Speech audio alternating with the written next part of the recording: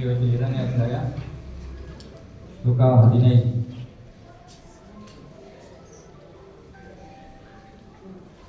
ಶ್ಲೋಕ ಹೇಳ್ತೀನಿ, ರಿಪೀಟ್ ಮಾಡಿ. ನಮಾಂ ದುಷ್ಕೃತಿನೋ ಮೂಢಾಃ ಪ್ರಪದ್ಯಂತೆ ನರಾಧಮಾಃ ಮಾಯಾ ಪರತಜ್ಞಾನ ಆಸುರಂ ಭಾವಮಾಶ್ರಿತಾಃ ಮಾಂ ದುಷ್ಕೃತಿನೋ ಮೂಢಾಃ ಪ್ರಪದ್ಯಂತೆ ನರಾಧಮಾಃ ಮಾಯಾ ಪರತಜ್ಞಾನ ಆಸುರಂ ಭಾವಮಾಶ್ರಿತಾಃ ಮಾಂ ದುಷ್ಕೃತಿನೋ ಮೂಢಾಃ ಪ್ರಪದ್ಯಂತೆ ನರಾಧಮಾಃ ಮಾಯಾ ಪರತಜ್ಞಾನ ಆಸುರಂ ಭಾವಮಾಶ್ರಿತಾಃ.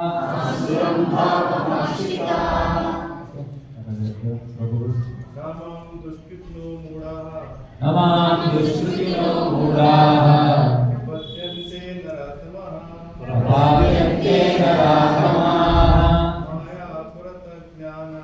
ಮಾಯಾ ಪರತಜ್ಞಾನ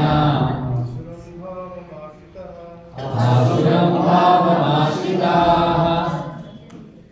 ನಮಾಂ ದುಷ್ಕೃತಿನೋ ಮೂಢಾಃ ನಮಾಂ ದುಷ್ಕೃತಿನೋ ಮೂಢಾಃ ಪ್ರಪದ್ಯಂತೆ ನರಾಧಮಾಃ ಪ್ರಪದ್ಯಂತೆ ನರಾಧಮಾಃ ಮಾಯೆಯ ಪ್ರಹೃತಜ್ಞಾನ ಮಾಯಾ ಪರತಜ್ಞಾನ ಆಸುರಂ ಭಾವಮಾಶ್ರಿತಾಃ ಆಸುರಂ ಭಾವಮಾಶ್ರಿತಾಃ.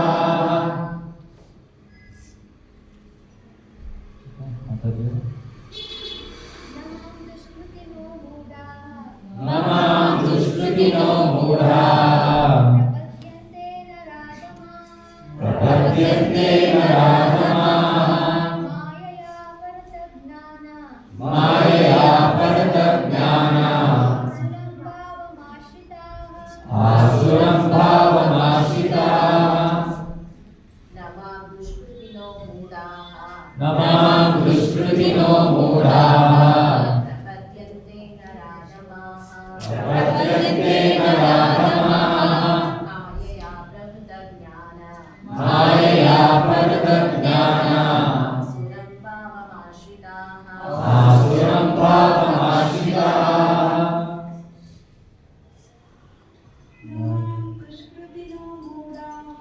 ನಮಾಂ ದುಷ್ಕೃತಿನೋ ಮೂಢಾಃ ಪ್ರಪದ್ಯಂತೆ ನರಾಧಮಾಃ ಮಾಯಾ ಪರತಜ್ಞಾನ ಆಸುರಂ ಭಾವಮಾಶ್ರಿತಾಃ.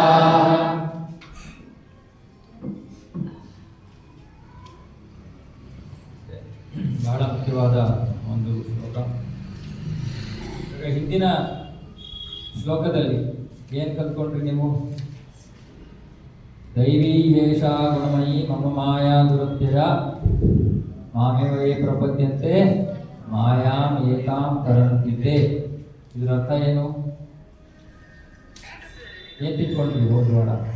ಮಾಯಾದ ಶಕ್ತಿ ಕೃಷ್ಣನಿಂದಾಗಿ ನಾವು ಪಾರಾಗಬೇಕು. ಅದು ಅವರ ಶಕ್ತಿ, ಅವರ ಶಕ್ತಿಯಿಂದ ನಾವು ಪಾರಾಗಬೇಕಾಗುತ್ತೆ. ಅವರ ಕೃಪೆಯಿಂದ ನಾವು ಶರಣಾಗತಿ ಸ್ಪೆಸಿಫಿಕ್ ಆಗಿ ದೈವಿ ಏಷ ಗುಣಮಯಿ. ಕೃಷ್ಣ ಹೇಳ್ತದಾನೆ ಈ ಭೌತಿಕ ಪ್ರಕೃತಿ ಗುಣಮಯಿ. ಗುಣಮಯಿ ಅಂದರೆ ಅವಳು 3 ಗುಣಗಳಿಂದ ತುಂಬಿದ್ದಾಳೆ. ಸತ್ವಗುಣ, ರಜೋಗುಣ, ತಮಗುಣ.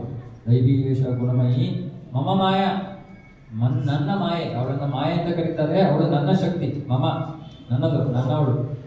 ಮಮ ಮಾಯ ದುರತ್ಯಯ, ದುರತ್ಯಯ ಬಹಳ ಕಠಿಣ ಅವಳನ್ನು ಜಯಿಸೋದು. ಭೌತಿಕ ಶಕ್ತಿ, ಭೌತಿಕ ಜಗತ್ತಿನಲ್ಲಿ ಯಾವ ಶಕ್ತಿ ಕೆಲಸ ಮಾಡ್ತಾ ಇದೆಯೋ ಆ ಭೌತಿಕ ಶಕ್ತಿಯನ್ನ ಮಾಯೆ ಅಂತ ಕರೀತಾರೆ, ಅಥವಾ ದುರ್ಗಾದೇವಿ. ಕೃಷ್ಣ ಇದ್ದದನ್ನೇ ಅವಳು ನನ್ನ ಶಕ್ತಿ, ಅವಳನ್ನು ಜಯಿಸೋದು ಬಹಳ ಕಠಿಣ. ಅವಳನ್ನು ಜಯಿಸೋದು ಬಹಳ ಕಠಿಣ ಅಂದ್ರೆ ಏನು? ಭೌತಿಕ ಜಗತ್ತಿನಲ್ಲಿ ಮುಳುಗೋಗಿರೋದು. ಭೌತಿಕ ಜಗತ್ತೇ ಸರ್ವಸ್ವ, ಭೌತಿಕ ಜೀವನನೇ ಸರ್ವಸ್ವ. ಅಂತ ಅನ್ಕೊಂಡು ಜೀವಿಸೋದು ಮಾಯೆಯಲ್ಲಿ ಮುಳುಗಿರೋದು. ಕೃಷ್ಣ ಹೇಳ್ತಾನೆ ಅವನು ಸಾಮಾನ್ಯ, ಅದು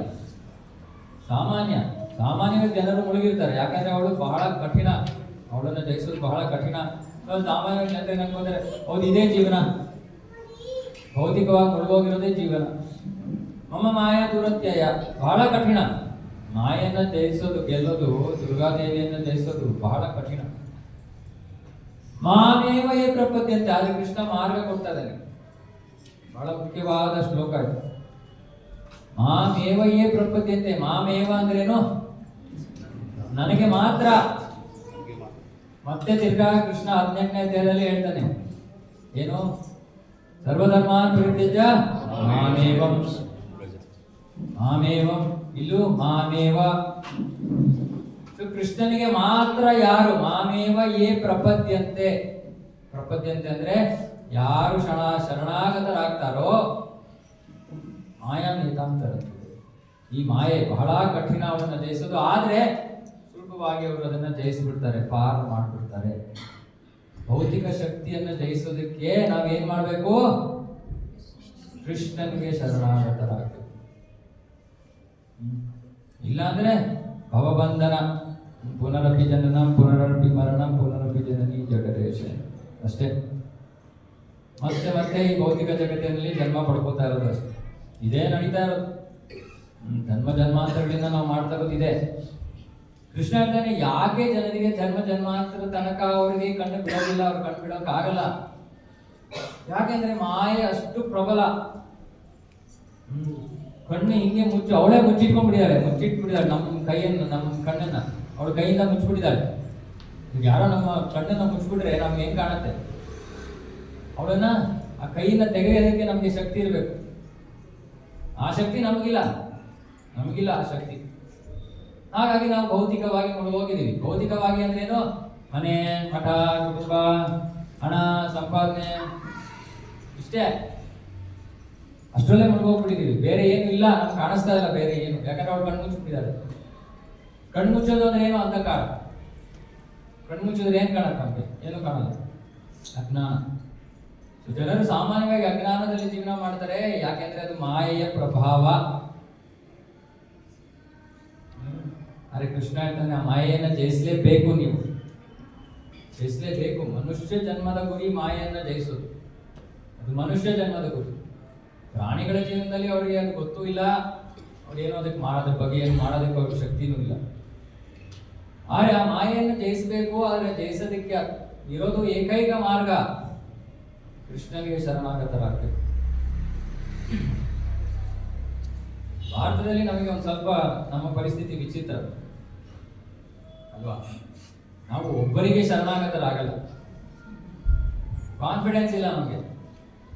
ಇವ್ರಿಗೆ ಶರಣಾಗ್ಬಿಟ್ರೆ ಅವ್ರೇನಂತಾರೆ, ಅವರು ಬೇಸರ ಆಗ್ಬಿಟ್ರೆ.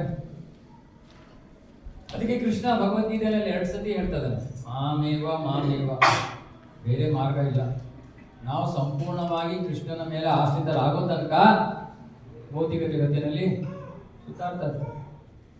ಮುಂಚೆನೆ ಹೇಳಿದ್ವಿ, ಕೃಷ್ಣ ಅಂದ್ರೆ ವಿಷ್ಣು, ನರಸಿಂಹ, ವಿಷ್ಣು ತತ್ವ. ವಿಷ್ಣು ಬೇರೆ ಬೇರೆ, ಕೃಷ್ಣನ ಬೇರೆ ಬೇರೆ ಅವತಾರಗಳಿವೆ. ಯಾವ ಅವತಾರದ ಮೇಲೆ ನಮ್ಗೆ ಇವಾಗ ರಾಮನವಮಿ ಬಗ್ಗೆ ರಾಮನ ಮೇಲೆ ಮಮಕಾರ ಇದೆಯಾ? ಸಂತೋಷ. ಭಗವಂತನ ರೂಪಗಳ ಮೇಲೆ ನಾವು ಅವಲಂಬಿತರಾಗಬೇಕು, ಆಶ್ರಿತರಾಗಬೇಕು. ನಾನು ಮತ್ತೆ ಈ ಅವಲಂಬನೆ, ಆಶ್ರಯ ಅಂದ್ರೆ ಏನು ಅಂತ ಹೇಳಿದ್ದೀನಿ ನಾನು ಮುಂಚೆ ಬಹಳ ಸತಿ, ಮತ್ತೆ ಹೇಳ್ತಾ ಇದ್ದೀನಿ. ಯಾಕಂದ್ರೆ ಇದು ಎಷ್ಟು ಮುಖ್ಯವಾದ ಶ್ಲೋಕ ಅಂದ್ರೆ, ಶರಣಾಗತಿ ಅಂದ್ರೆ ಕೃಷ್ಣನ ಮುಂದೆ ಬಂದು ನಾವು ಏನ್ ಹೇಳ್ಬೇಕು? ಯಾರ ಜ್ಞಾಪಕ ಇದೆ? ಶರಣಾಗತಿ ಅಂದ್ರೆ ಹೇಗೆ ಶರಣಾಗೋದು ನಾವು ಭಗವಂತನಿಗೆ ಅಂತ. ಸರಳವಾದ ವಿಷಯ. ಕೃಷ್ಣನ ಮುಂದೆ ಬಂದು ನಾವೇನ್ ಹೇಳ್ಬೇಕು? ಕೃಷ್ಣ ಹೇಳಿ, ಕೃಷ್ಣ ನಾನು ನಿನ್ನವನು ನಿನ್ನವಳು, ಅಷ್ಟೇ. ಇದು ಶರಣಾಗತಿ. ಕೃಷ್ಣ ಇವಾಗ ಈ ಶ್ಲೋಕದಲ್ಲಿ ಹೇಳ್ತಿದ್ದಾನೆ, ಯಾರಿಗೆ ಇಷ್ಟು ಬುದ್ಧಿ ಬರಲ್ಲ, ಯಾರಿಗೆ ಕೃಷ್ಣನ ಮುಂದೆ ಬಂದು ಕೃಷ್ಣ ನಾನು ನಿನ್ನವನು ಅಂತ ಹೇಳೋದಕ್ಕೆ ಯಾರಿಗೆ ಮನಸ್ಸು ಬರಲ್ಲ, ಯಾರು ಶರಣಾಗತರಾಗಲ್ಲ ಅನ್ನೋದನ್ನ ಈ ಶ್ಲೋಕದಲ್ಲಿ ಹೇಳ್ತಾರೆ.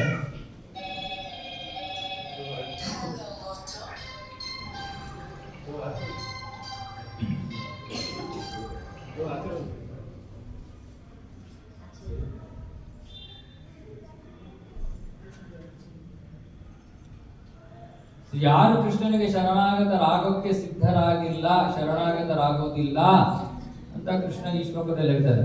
ಮತ್ತೆ ಹೋದ ವಾರ ನೀವು ಶ್ರವಣ ಮಾಡಿರ್ತೀರ, ಶರಣಾಗತಿ ಅಂದ್ರೆ 6 ಅಂಶಗಳಿವೆ. ಆನುಕೂಲ್ಯಸ್ಯ ಸಂಕಲ್ಪ, ಪ್ರಾತಿಕೂಲ್ಯಸ್ಯ ವರ್ಜನ, ರಕ್ಷಿಷ್ಯತಿ ಇತಿ ವಿಶ್ವಾಸೋ, ಗೋಪ್ತೃತ್ವೇ ವರ್ಣಂ ತಥಾ ಆತ್ಮನಿಕ್ಷೇಪ, ಕಾರ್ಪಣ್ಯೋ, ಷಡ್ವಿಧ ಶರಣಾಗತಿ. ಕೃಷ್ಣನ ಆಶಯವನ್ನು ಪಡ್ಕೊಂಡಿದೀವಿ ಅಂದ್ರೆ ನಮ್ಮ ಜೀವನದಲ್ಲಿ ನಾವು ಏನ್ ಮಾಡಿದ್ರು ಕೂಡ ಆನುಕೂಲ್ಯಸ್ಯ ಸಂಕಲ್ಪ, ಕೃಷ್ಣ ಭಕ್ತಿಗೆ ಅನುಕೂಲಕರವಾಗಿರ್ಬೇಕು. ಪ್ರಾತಿಕೂಲ್ಯಸ್ಯ ವರ್ಜನಂ, ಯಾವುದು ಭಕ್ತಿಗೆ ಪ್ರತಿಕೂಲಕರವಾಗಿದೆಯೋ ಅದನ್ನ ಬಿಡಬೇಕು. ಅರೆ ಇದನ್ನ ಮಾಡ್ತಿರುವಾಗ ನಮಗೆ ಭಯ ಇರುತ್ತೆ, ನಮಗೆ ಭಯ ಏನಾಗ್ಬಿಡುತ್ತೋ ನನ್ನ ಜೀವನ. ಅನುಕೂಲಕರವಾಗಿ ಮಾಡಬೇಕು, ಪ್ರತಿಕೂಲಕರವಾಗಿರೋದನ್ನ ತ್ಯಜಿಸ್ಬೇಕು ಅಂದ್ರೆ ಏನರ್ಥ? ಇವಾಗ ಉದಾಹರಣೆಗೆ ನಾವು ಭಕ್ತಿಯನ್ನು ನಾವು ಮಾಡಬೇಕು ಅಂದ್ರೆ ನಮಗೆ ಬೆಳಗ್ಗಿನ ಸಮಯ ಬಹಳ ಅಮೂಲ್ಯವಾದದ್ದು ಭಕ್ತಿಗೆ. ಇದಕ್ಕೆ ಬ್ರಹ್ಮ ಮುಹೂರ್ತ ಅಂತ ಹೇಳ್ತಾರೆ. ಬ್ರಹ್ಮ ಮುಹೂರ್ತ ಸಮಯದಲ್ಲಿ ಬೆಳಗಿನ ಜಾವ 4:30 8:30 ತನಕ ನಮಗೆ ಬಹಳ ಬಹಳ ಅಮೂಲ್ಯವಾದ ಸಮಯ. 4:30 to 8:30 ಭಕ್ತಿಯಲ್ಲಿ ನಾವು ಮುಂದುವರಿಬೇಕು, ಕೃಷ್ಣನಿಗೆ ಪ್ರಿಯರಾಗಬೇಕು ಅಂದ್ರೆ ಇದನ್ನ ನಾವು ಮನಸ್ಸಲ್ಲಿ ರಿಜಿಸ್ಟರ್ ಮಾಡ್ಕೋಬೇಕು. 4:30 8:30 ಅತ್ಯಮೂಲ್ಯವಾದ ಸಮಯ. ಇವಾಗ ಒಬ್ರೊಬ್ರು ಜೀವನ ಶೈಲಿ, ಅವರ ವೃತ್ತಿ ಯಾವ ರೀತಿ ಇರುತ್ತೆ ಅಂದ್ರೆ 4:30 8:30 ತನಕ ಅವ್ರಿಗೆ ಸಿಗಲ್ಲ ಸಮಯ. ಕೃಷ್ಣ ಹೇಳ್ತಾನೆ, ನಿಮ್ಗೆ 4:30 8:30 ತನಕ ಸಮಯ ಸಿಗ್ತಾ ಇಲ್ಲ ಅಂದ್ರೆ ಅದು ಅನುಕೂಲಕರವಾದದ್ದಲ್ಲ. ಸೊ ಏನ್ ಮಾಡ್ಬೇಕು? ಯಾವ ಪರಿಸ್ಥಿತಿಯಿಂದಾಗಿ ನಾವು ಆ ರೀತಿ ಸಿಗಾಕೊಂಡಿದ್ವೋ ಅದನ್ನ ತ್ಯಜಿಸಬೇಕು. ತ್ಯಜಿಸಿ ನಮ್ಮ ಜೀವನ ಸ್ಥಿತಿಯನ್ನ ಬದಲಾಯಿಸಕ್ಕೆ ಪ್ರಯತ್ನ ಮಾಡಬೇಕು. ನನಗೆ ಗೊತ್ತಿರೋ ಬಹಳ ಜನ ಭಕ್ತರು, ಸ್ನೇಹಿತರು ಇದೇ ರೀತಿ ಅವರ ಕೆಲಸದ ಒತ್ತಡದಿಂದ ಅಥವಾ ಕೆಲಸಗಳಿಂದ ಅವ್ರಿಗೆ ಬೆಳಗಿನ ಒಂದು ಸಾಧನೆ ಮಾಡಕ್ಕೆ ಆಗ್ತಾ ಇರ್ಲಿಲ್ಲ. ಆದ್ರೆ ಅವರು ಈ ಶ್ಲೋಕ, ಯಾಕಂದ್ರೆ ಅವರು ಭಗವಂತನಿಗೆ ಶರಣಾಗತರಾಗಿದ್ರು, ಇದು ಪ್ರತಿಕೂಲಕರವಾಗಿದೆ, ಈ ರೀತಿ ಕೆಲಸ ಮಾಡೋದ್ರಲ್ಲಿ ಉಪಯೋಗ ಇಲ್ಲ, ನಾನು ಕೆಲಸ ಚೇಂಜ್ ಮಾಡ್ತೀನಿ ಅನ್ನೋಕೆ 1000 ಪ್ರಶ್ನೆಗಳು ಬರ್ತವೆ. ಓಕೆ, ಮೊದಲು ಕೆಲಸ ಸಿಗುತ್ತಾ? ಎರಡನೇದು, ನಾನು ಇಷ್ಟು ವರ್ಷ ಈ ಒಂದು ಕೆಲಸದಲ್ಲಿ ಮಾಡಿದ್ದೀನಿ, ನಾನು ಸೆಟ್ಲ್ ಆಗ್ಬಿಟ್ಟಿದ್ದೀನಿ, ಇನ್ನೊಂದು ಕಡೆ ಹೋದ್ರೆ ಏನಾಗುತ್ತೆ? ಎಷ್ಟೊಂದು ಅನ್ಸರ್ಟನಿಟಿ, ಎಷ್ಟೊಂದು ಅನಿರೀಕ್ಷಿತ ವಿಷಯಗಳು, ಅದ್ರ ಬಗ್ಗೆ ಯೋಚನೆ ಮಾಡ್ಕೊಂಡು ಜನರು ಟೆನ್ಷನ್ ಕೊಡ್ತಾರೆ. ಅದಕ್ಕೆ ಕೃಷ್ಣನಿಗೆ ಗೊತ್ತು, ಆಚಾರ್ಯರು ಹೇಳ್ತಾ ಇದ್ದಾರೆ, ರಕ್ಷಿಷ್ಯತಿ ಇತಿ ವಿಶ್ವಾಸ. ಕೃಷ್ಣ ರಕ್ಷಣೆ ಮಾಡ್ತಾನೆ ಅನ್ನೋ ವಿಶ್ವಾಸ ಇರಲಿ. ನಮ್ಮ ಜೀವನ ಪರಿಸ್ಥಿತಿಯನ್ನು ನಾವು ಅವನಿಗೋಸ್ಕರ, ಅವನ ಸಂತೃಪ್ತಿಗೋಸ್ಕರ ಬದಲಾಯಿಸ್ಕೊಳ್ಳಕ್ಕೆ ನಾವು ಪ್ರಯತ್ನ ಮಾಡ್ತಿರುವಾಗ ಯಾರು ನಮ್ಮ ರಕ್ಷಣೆಯನ್ನ ಮಾಡ್ತಾರೆ? ಕೃಷ್ಣ. ಓ ಇಲ್ಲ ಪ್ರಭು, ನಾನೇ ಕೆಲಸ ಮಾಡ್ತಾ ಇರೋದು, ನಾನೇ ಅಡುಗೆ ಮಾಡ್ತಾ ಇರೋದು ಅನ್ನೋದಕ್ಕೆ ಮುಂದಿನ ವಾಕ್ಯ ಏನೋ, ರಕ್ಷಿಷ್ಯತಿ ವಿಶ್ವಾಸೋ ಗೋಪ್ತೃತ್ವೇ ವರ್ಣಂತದ. ಗೋಪ್ತೃತ್ವೇ ವರ್ಣಂತದ ಅಂದ್ರೆ ನಮ್ಮ ಮನೆಯನ್ನ ನಡೆಸ್ತಾ ಇರೋನು ಯಾರು? ಇಲ್ಲ, ನಾನೇ ಹೋಗ್ತಾ ಇರೋದು ಆಫೀಸ್ಗೆ, ನಾನೇ ದುಡ್ಡು ಸಂಪಾದನೆ ಮಾಡ್ತಾ ಇರೋದು, ನಾನೇ ಮನೆಯಲ್ಲಿ ಅಡುಗೆ ಮಾಡ್ತಾ ಇರೋದು, ಕೃಷ್ಣ ಎಲ್ಲಿದ್ದಾನೆ? ಇದು ಮೂಢತನ. ಏನು ಆಗ್ಬೇಕೋ ಅದು ಕೃಷ್ಣನ ಕೃಪೆಯಿಂದ ಆಗ್ತಾ ಇದೆ. ಕೃಷ್ಣನ ಕೃಪೆ ಇಲ್ಲದೆ ಇದ್ರೆ ನನ್ನ ಜೀವನ ಬಹಳ ಕಷ್ಟ ಸಾಧ್ಯ ಅನ್ನೋದು ಯಾರಿಗೆ ಗೊತ್ತಿರುತ್ತೋ ಅವರಿಗೆ ಗೊತ್ತಾಗುತ್ತೆ. ಹೌದು, ಕೃಷ್ಣ ಇದ್ದಾನೆ, ಕೃಷ್ಣ ರಕ್ಷಿಸ್ತಾನೆ, ಕೃಷ್ಣ ನನ್ನ ಮನೆಯನ್ನು ನಡೆಸ್ತಾ ಇರೋದು. ನಾನು ಯಾರಿಗೋಸ್ಕರ ಇವಾಗ ಈ ಒಂದು ಪ್ರತಿಕೂಲಕರವಾದ ಪರಿಸ್ಥಿತಿಯನ್ನು ತ್ಯಜಿಸ್ತಾ ಇದ್ದೀನಿ? ಅವನ ಸಂತೃಪ್ತಿಗೋಸ್ಕರ. ಹಾಗಾಗಿ ಅವನು ನನ್ನ ಮನೆಯನ್ನು ನಡೆಸ್ತಾನೆ, ಅವನು ನನಗೆ ರಕ್ಷಣೆಯನ್ನು ನೀಡ್ತಾನೆ. ಎಷ್ಟು ಭಕ್ತರಿಗೆ ಈ ವಿಶ್ವಾಸ ಇರುತ್ತೆ ಕೃಷ್ಣನ ಮೇಲೆ. ಇದು ಶರಣಾಗತಿ. ಸೊ ಅದಕ್ಕೆ ಕೃಷ್ಣ ಹೇಳ್ತಿದ್ದಾನೆ ಈ ಶ್ಲೋಕದಲ್ಲಿ, ಇವತ್ತಿನ ಒಂದು ವಿಷಯ ಚರ್ಚೆ, ನಮಾಂ ದುಷ್ಕೃತಿನೋ ಮೂಢಾಹ. ಇವಾಗ 2 ಶ್ಲೋಕದಲ್ಲಿ 15 ಮತ್ತು 16ನೇ ಶ್ಲೋಕದಲ್ಲಿ ಕೃಷ್ಣ ಯಾರು ಅವನಿಗೆ ಶರಣಾಗತರಾಗ್ತಾರೆ, ಯಾರು ಶರಣಾಗತರಾಗಲ್ಲ, ಇದ್ರ ಬಗ್ಗೆ ಮಾತಾಡ್ತಾರೆ. ಶರಣಾಗತಿ ಅತ್ಯವಶ್ಯಕ ಅಂತ ಗೊತ್ತಾಯ್ತಲ್ಲ. ಮಾಯಿಂದ ಬಿಡಿಸ್ಕೋಬೇಕು ಅಂದ್ರೆ ನಮಗೆ ಬೇರೆ ಮಾರ್ಗ ಎಲ್ಲ, ಶರಣಾಗತರಾಗಲೇಬೇಕು. ಶರಣಾಗತಿ ಅಂದ್ರೆ ನಮ್ಮ ಮೇಲೆ ಇರೋ ವಿಶ್ವಾಸವನ್ನ ಸ್ವಲ್ಪ ಕಡಿಮೆ ಮಾಡಿ ಕೃಷ್ಣನ ಮೇಲಿನ ವಿಶ್ವಾಸವನ್ನ ಹೆಚ್ಚು ಮಾಡೋದು, ಇದು ಶರಣಾಗತಿ. ಇವಾಗ 2 ತರಹದ ಜೀವಿಗಳಿದ್ದಾವೆ ಭೌತಿಕ ಜಗತ್ತಿನಲ್ಲಿ. ಒಂದು ತರಹದ ಜೀವಿ ಅವನು ಶರಣಾಗತನಾಗಕ್ಕೆ ಸಿದ್ಧನೇ ಇಲ್ಲ, ಯೋಚನೆ ಕೂಡ ಮಾಡಲ್ಲ. ಎರಡನೇ ವರ್ಗದ ಜನರು ಯೋಚನೆ ಮಾಡ್ತಾರೆ, ಓ ಕೃಷ್ಣ ಹೇಳ್ತಾ ಇದ್ದಾನಪ್ಪ ಇಲ್ಲಿ, ನಾನು ಇದನ್ನು ಪ್ರಯತ್ನ ಆದರೂ ಮಾಡಬೇಕಲ್ವ, ಕೃಷ್ಣ ಅಷ್ಟು ನನಗೆ ಒಂದು ಮನವರಿಕೆ ಬರೋ ರೀತಿಯಲ್ಲಿ ಅಥವಾ ನನಗೆ ಒಂದು ಕಾನ್ಫಿಡೆನ್ಸ್ ಬರೋ ರೀತಿಯಲ್ಲಿ ಅವನು ಎಷ್ಟು ಸ್ಪಷ್ಟವಾಗಿ ಹೇಳ್ತಾ ಇದ್ದಾನೆ, ನಾನು ರಕ್ಷಣೆ ಮಾಡ್ತೀನಿ, ಪ್ರಯತ್ನ ಮಾಡಲ್ಲ. ಚಿಕ್ಕ ಚಿಕ್ಕ ವಿಷಯಗಳಿಂದ ಪ್ರಯತ್ನ ಮಾಡಕ್ಕೆ ಶುರು ಮಾಡ್ಬೋದು. ಅವರು 16ನೇ ಶ್ಲೋಕದಲ್ಲಿ ಅವರ ವರ್ಣನೆ. ಸೊ ಇವಾಗ ನಮ್ಮ ಪರಿಸ್ಥಿತಿ ಏನು ಅನ್ನೋದನ್ನ ನಾವು ಈ 2 ಶ್ಲೋಕಗಳಲ್ಲಿ ತಿಳ್ಕೋಬಹುದು. ನಾವಿವಾಗ ಶರಣಾಗತರ ಆಗದೇ ಇರೋ ವರ್ಗದಲ್ಲಿ ಇದೀವೋ ಅಥವಾ ಶರಣಾಗತರ ಆಗೋದಕ್ಕೆ ಸಿದ್ಧರಾಗಿದ್ದೀವೋ? ಇಲ್ಲಿ ಕೂತಿದ್ದೀರಾ ಅಂದ್ರೇನೆ ನೀವು 2ನೇ ವರ್ಗದವರು, ಅದರಲ್ಲಿ ಪ್ರಶ್ನೆ ಇಲ್ಲ. ಆದ್ರೂ ಕೂಡ ಒಂದೊಂದ್ಸತಿ ಮನಸ್ಸಿನಲ್ಲಿ ಏನೋ ಒಂದು ಅನರ್ಥ ಅಂತೀವಿ, ಬೇಡದೇ ಇರೋ ವಿಷಯಗಳು ಕೂತಿರುತ್ತೆ. ನಮಗೆ ಯಾವುದೋ ಕಾರಣಗಳಿಂದ ನಮ್ಮ ಕೃಷ್ಣನ ಮೇಲೆ ಸಂಪೂರ್ಣವಾಗಿ ನಮಗೆ ಇನ್ನೂ ನಂಬ್ಕೊಳ್ಳೋಕ್ಕೆ ಸಿದ್ಧರಾಗಿಲ್ಲ ನಾವು. ಅವಾಗ ನಾವು ತಿಳ್ಕೊಬೇಕು, ಅಯ್ಯೋಪ್ಪ ಬೇಡಪ್ಪ, ಈ ಫಸ್ಟ್ ವರ್ಗದವ್ರನ್ನ ನಾವು ಹೋದ ತಕ್ಷಣ ನನಗೆ ಬೇಡ, ಈ ವರ್ಗ ಬೇಡ, ನಾನು ಇನ್ನೊಂದು ವರ್ಗಕ್ಕೆ ಹೋಗ್ತೀನಿ ಅಂತ ನಮ್ಮ ಮನಸ್ಸು ಗಟ್ಟಿ ಆಗ್ಬೇಕು. ಓಕೆ, ಸೊ ಇಲ್ಲಿ ನಮ ದುಷ್ಕೃತಿನೋ ಮೂಢಾಹ, ದುಷ್ಕೃತಿನ, ಸೊ ಇದು ಬಹಳ ಮುಖ್ಯವಾದ ಪದ. ಸೊ ಕೃಷ್ಣ ಏನು ಹೇಳ್ತಾ ಇದ್ದಾನೆ, ದುಷ್ಕೃತಿಗಳು ನನಗೆ ಶರಣಾಗತ ಆಗೋದಿಲ್ಲ. ದಯವಿಟ್ಟು ನಿಮ್ಮ ಮೊಬೈಲ್ ಫೋನ್ ಎಲ್ಲ ಸ್ವಲ್ಪ ಸೈಲೆನ್ಸ್ ಮಾಡಿ, ಏನಾದ್ರು ಮಾಡಿ, ಬಹಳ ಡಿಸ್ಟರ್ಬ್ ಆಗುತ್ತೆ. ಇಲ್ಲ ಬಂದರೆ ಒಂದು ರಿಂಗಲ್ಲಿ ಆಫ್ ಮಾಡಬೇಕು. ನಿಮ್ಗೆ ಅಷ್ಟು ಅರ್ಜೆಂಟ್ ಏನಾದ್ರು ಬರಬೇಕು ಅಂತಿದ್ರೆ ಒಂದು ರಿಂಗಲ್ಲಿ ಆಫ್ ಮಾಡಿ ಹೊರಗಡೆ ಫೋನ್ ತಗೊಳ್ಳಿ, ಬೇಜಾರಿಲ್ಲ. ಕ್ಲಾಸಲ್ಲಿ ಡಿಸ್ಟರ್ಬ್ ಆಗ್ತದೆ. ದುಷ್ಕೃತಿ. ಇವಾಗ ಕೃತಿ ಅಂದ್ರೆ ಬುದ್ಧಿವಂತಿಕೆ ಅಂತ. ಕೃತಿ ಅಂದ್ರೆ ಬುದ್ಧಿವಂತಿಕೆ. ಓಕೆ, ಇವಾಗ 2 ತರದ ಕೃತಿ ಇದೆ, 2 ತರದ ಬುದ್ಧಿವಂತಿಕೆ ಇದೆ. ಒಂದು ದುಷ್ಕೃತಿ, ಇನ್ನೊಂದು ಸುಕೃತಿ. ಸುಕೃತಿ, ದುಷ್ಕೃತಿ. ಮಾಂ ದುಷ್ಕೃತಿ ನೋ ಮೂಢ. ಆಮೇಲೆ ಮುಂದಿನ ಶ್ಲೋಕದಲ್ಲಿ ಚತುರ್ವಿಧೆ ಬರಂತ ಮಾಂ ಜನ ಸುಕೃತಿನೋ ಅರ್ಜುನ.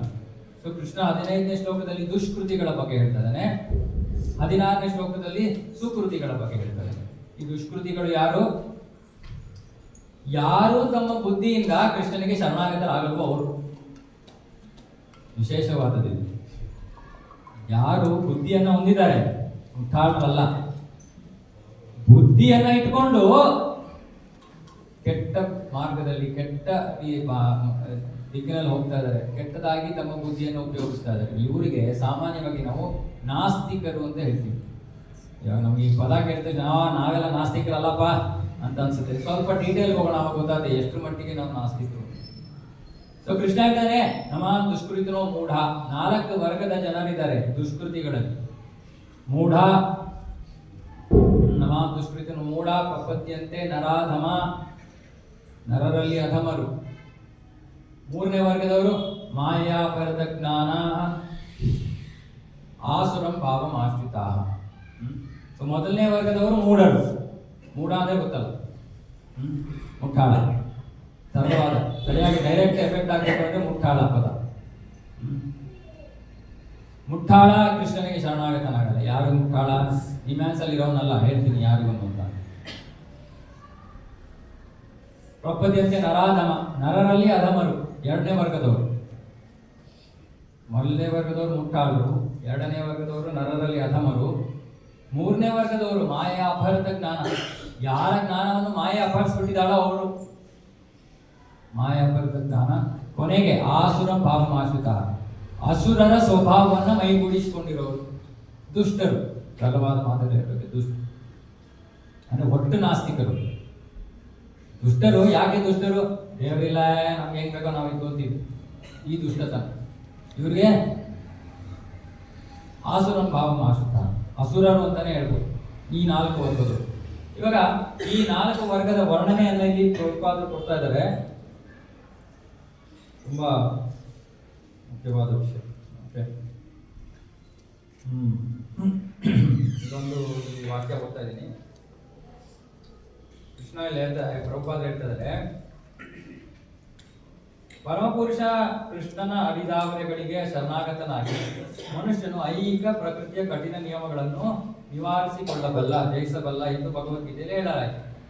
15ನೇ ಶ್ಲೋಕದಲ್ಲಿ 4ನೇ ಶ್ಲೋಕದಲ್ಲಿ ಕೃಷ್ಣ ಅದೇ ಹೇಳ್ತಾರದು, ನನಗೆ ಶರಣಾಗತರಾಗಿ ಆಗ ನೀವು ಮಾಯೆಯನ್ನು ಜಯಿಸ್ತೀರಾ ಅಂತ ಕೃಷ್ಣ ಸ್ಪಷ್ಟವಾಗಿ ಹೇಳಿದ್ದಾರೆ. ಪ್ರಭುಪಾದರ ಪ್ರಶ್ನೆ, ಇಲ್ಲಿ ಒಂದು ಪ್ರಶ್ನೆ ಉದ್ಭವಿಸುತ್ತದೆ. ಸರ್ವಶಕ್ತ ದೇವೋತ್ತಮ ಪರಮ ಪುರುಷನಾದ ಕೃಷ್ಣನ ಅಡಿದಾವರೆಗಳಿಗೆ ಬುದ್ಧಿವಂತರಾದ ತತ್ವಶಾಸ್ತ್ರಜ್ಞರು, ವಿಜ್ಞಾನಿಗಳು, ಉದ್ಯಮಿಗಳು, ಆಡಳಿತಗಾರರು ಮತ್ತು ಜನಸಾಮಾನ್ಯರ ನಾಯಕರು ಏಕೆ ಶರಣಾಗತರಾಗುವುದಿಲ್ಲ? ಮತ್ತೆ ಪ್ರಶ್ನೆಯನ್ನು ಓದಿ ಕೇಳಿಸ್ಕೊಳ್ತೀವಿ. ಬಹಳ ಓದಿರುವಂಥವ್ರು ಯಾರು? ತತ್ವಶಾಸ್ತ್ರಜ್ಞರು ಅಂದರೆ ಫಿಲಾಸಫರ್ಸ್, ತತ್ವಶಾಸ್ತ್ರಜ್ಞರು, ವಿಜ್ಞಾನಿಗಳು ಅಂದರೆ ಸೈಂಟಿಸ್ಟ್, ಉದ್ಯಮಿಗಳು ಬಿಸ್ನೆಸ್ ಇಂಡಸ್ಟ್ರಿಯಲಿಸ್ಟ್, ಓಕೆ, ಆಡಳಿತಗಾರರು ಅಡ್ಮಿನಿಸ್ಟ್ರೇಟರ್ಸ್ ಮತ್ತು ಜನಸಾಮಾನ್ಯರ ನಾಯಕರು ಯಾರು? ಇವಾಗ ಹೌದಾ? ಈ 5 ವರ್ಗದ ಜನರು ಭಗವಂತ ಅಂದ್ರೆ ನಂಬೋದಿಲ್ಲ. ಯಾಕೆ? ಪ್ರಭುಪಾದ ಪ್ರಶ್ನೆ ಯಾಕೆ? ಮಾನವ ಕುಲದ ನಾಯಕರು ಹಲವಾರು ರೀತಿಗಳಲ್ಲಿ ಮಹತ್ವದ ಯೋಜನೆಗಳನ್ನು ಅನುಸರಿಸಿ ಹಲವು ವರ್ಷಗಳ ಮತ್ತು ಜನ್ಮಗಳ ಕಾಲ ಸತತ ಪ್ರಯತ್ನ ಮಾಡಿ ಮುಕ್ತಿಯನ್ನು ಅಥವಾ ಐಹಿಕ ಪ್ರಕೃತಿಯಿಂದ ಬಿಡುಗಡೆಯನ್ನು ಅರಸುತ್ತಾರೆ. ಇದು ಇವತ್ತಿನ ಕಾಲದಲ್ಲಿ ಕಡಿಮೆ ಆಗಿದೆ. ಇವತ್ತಿನ ಕಾಲದಲ್ಲಿ ಈ ವರ್ಗದವರು ಏನ್ ಮಾಡ್ತಾ ಇದ್ದಾರೆ? ಆರ್ಥಿಕ ಪ್ರಗತಿ ಅಥವಾ ಭೌತಿಕ ಪ್ರಗತಿಯನ್ನು ಸಾಧನೆ ಮಾಡಕ್ಕೆ ಪ್ರಯತ್ನ ಮಾಡ್ತಾರೆ ಈ 5 ವರ್ಗದ ಜನರು. ಉದಾಹರಣೆಗೆ ವಿಜ್ಞಾನಿಗಳು ಮತ್ತೆ ಉದ್ಯಮಿಗಳು.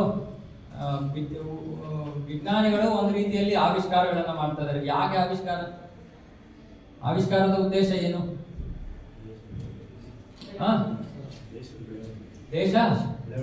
ದೇಶದ ಬೆಳವಣಿಗೆ. ಇವಾಗ ನಮ್ಮ ದೇಶದಲ್ಲೂ ಇದ್ದಾರೆ, ಬೇರೆ ದೇಶದಲ್ಲೂ ಇದ್ದಾರೆ. ಅವಾಗ ಏನಾಗುತ್ತೆ? ಆಟಮ್ ಬಾಂಬ್ ಸೃಷ್ಟಿಯಾಗುತ್ತೆ. ಯಾಕಂದ್ರೆ ನಾನು ನನ್ನ ದೇಶದ ಒಳಿತಿಗಾಗಿ ಕೆಲಸ ಮಾಡ್ತಾ ಇದ್ದೀನಿ, ಇನ್ನೊಬ್ಬ ಅವನ ದೇಶಕ್ಕೋಸ್ಕರ ಮಾಡ್ತಾ ಇದ್ದಾನೆ. ಅವಾಗ ಅವರ ಒಂದು ಇಂಟ್ರೆಸ್ಟ್ ಅನ್ನ ಕಾಪಾಡಕ್ಕೆ ಅವ್ರು ಏನ್ ಮಾಡ್ತಾರೆ? ಅಣ್ವಸ್ತ್ರ, ಆಟಮ್ ಬಾಂಬ್, ನ್ಯೂಕ್ಲಿಯರ್ ಬಾಂಬ್ ಸಿದ್ಧ ಮಾಡ್ತಾರೆ.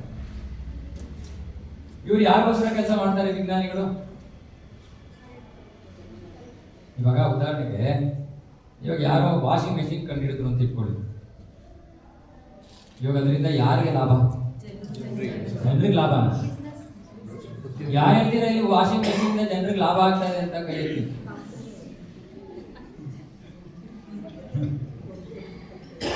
ನೋಡಿ, ವಾಷಿಂಗ್ ಮೆಷಿನ್ ಇಂದ ನಮ್ಗೆ ಸಹಾಯ ಆಗ್ತಾ ಇದ್ದು ಆಗ್ತಾ ಇಲ್ಲ. ಮತ್ತೆ ಕೇಳಿದ್ರೆ ಅದಕ್ಕೆ ಕೈ ಎತ್ತಿ ಅಂದ್ರೆ ಭಯ ಆಗ್ಬಿಟ್ಬಿಟ್ರಿ. ಹೇಗೆ ಉಪಯೋಗ ಆಗ್ತಾ ಇದೆ ಹೇಳಿ? ಇನ್ನೊಂದು ಪ್ರಶ್ನೆ, ಹಿಂದಿನ ಕಾಲದಲ್ಲಿ ಇರಲಿಲ್ಲ, ಹಾಗಾಗಿ ಅವರಿಗೆ ಜೀವನ ಕಷ್ಟವಾಗಿತ್ತ? ಏನಿತ್ತು ಮಾತಾಜಿ? ದೋಬಿಗಳು ಇವಾಗಲೂ ಇದ್ದಾರೆ. ಯಾರು ಬೇಡ ದರ್ಶನ ಬಿಡಿ, ಏನಂತೆ ನೀವು ಅಡ್ರೆಸ್ ಕೊಡಿ, ದಯವಿಟ್ಟು ಅರ್ಥ ಮಾಡ್ಕೊಡಿ. ಇವಾಗ ಪ್ರಶ್ನೆ ಸ್ವಲ್ಪ ಡೈವರ್ಟ್ ಆಗ್ತಾ ಇದೆ ನಾನು, ಆದರೆ ಬಹಳ ಮುಖ್ಯ ಇದೆ ಅರ್ಥ ಮಾಡ್ಕೊಳ್ಳಿ. ನಾವೇನ್ಕೊಂಡಿದ್ದೀವಿ ನಮ್ಮ ಪೂರ್ವಜರೆಲ್ಲ ಮುಟ್ಟಾಳ್ರು ಅಲ್ವಾ? ಪಾಪ ಬುದ್ಧಿನೇ ಇರಲಿಲ್ಲ ಅವ್ರಿಗೆ. ಇಲ್ಲ ಅಂದ್ರೆ ವಾಷಿಂಗ್ ಮಿಷಿನ್ ಅವಾಗಲೇ ಕಂಡುಹಿಡಿಬೇಕಾಯ್ತಲ್ವ ಅವರು, ಹೌದಾ ಇಲ್ವಾ? ಸೊ ಮುಟ್ಟಾಡ್ರು ತಾನೆ. ಇವಾಗ ನೋಡಿ, ನಿಮ್ದೇ ಲೆಕ್ಕಾಚಾರ. ವಾಷಿಂಗ್ ಮಿಷಿನ್ ನಮ್ಗೆ ಉಪಯೋಗ ಆಗ್ತಾ ಇದೆ, ನಮ್ಮ ಋಷಿ ಮನೆಗಳು ಇದನ್ನು ಕಂಡುಹಿಡಿಯಲಿಲ್ಲ. ಇದು ಉಪಯೋಗ ಆಗ್ತಾ ಇದೆ, ಹಾಗಾಗಿ ಕಂಡುಹಿಡಿದಿರೋರು ಬುದ್ಧಿವಂತರು, ಯಾರು ಕಂಡುಹಿಡಿದಿಲ್ವೋ ಅವರು ಮೂರ್ಖರು, ದಡ್ಡರು.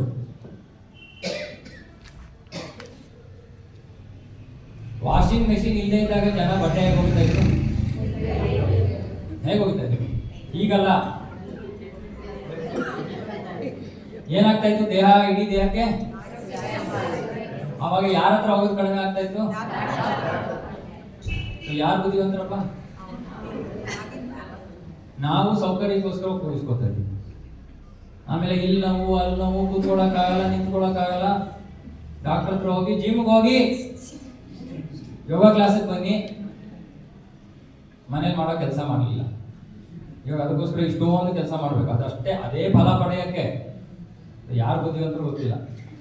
ಏನೇ ಸೊ ಇವಾಗ ಆ ವಿಜ್ಞಾನಿಗಳು ಇವಾಗ ಯಾರೋ ವಾಷಿಂಗ್ ಮೆಷಿನ್ ತಯಾರು ಮಾಡೋದು, ಯಾರಿಗೆ ಇದರ ಫಲ ಸಿಗ್ತಾ ಇದೆ?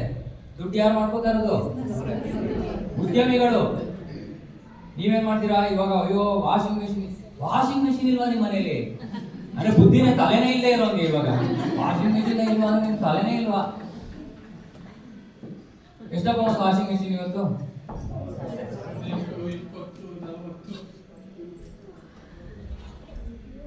ಸೊ ನಾವು ದುಡ್ಡು ಯಾರು ಕೊಡ್ತಾ ಇದೀವಿ?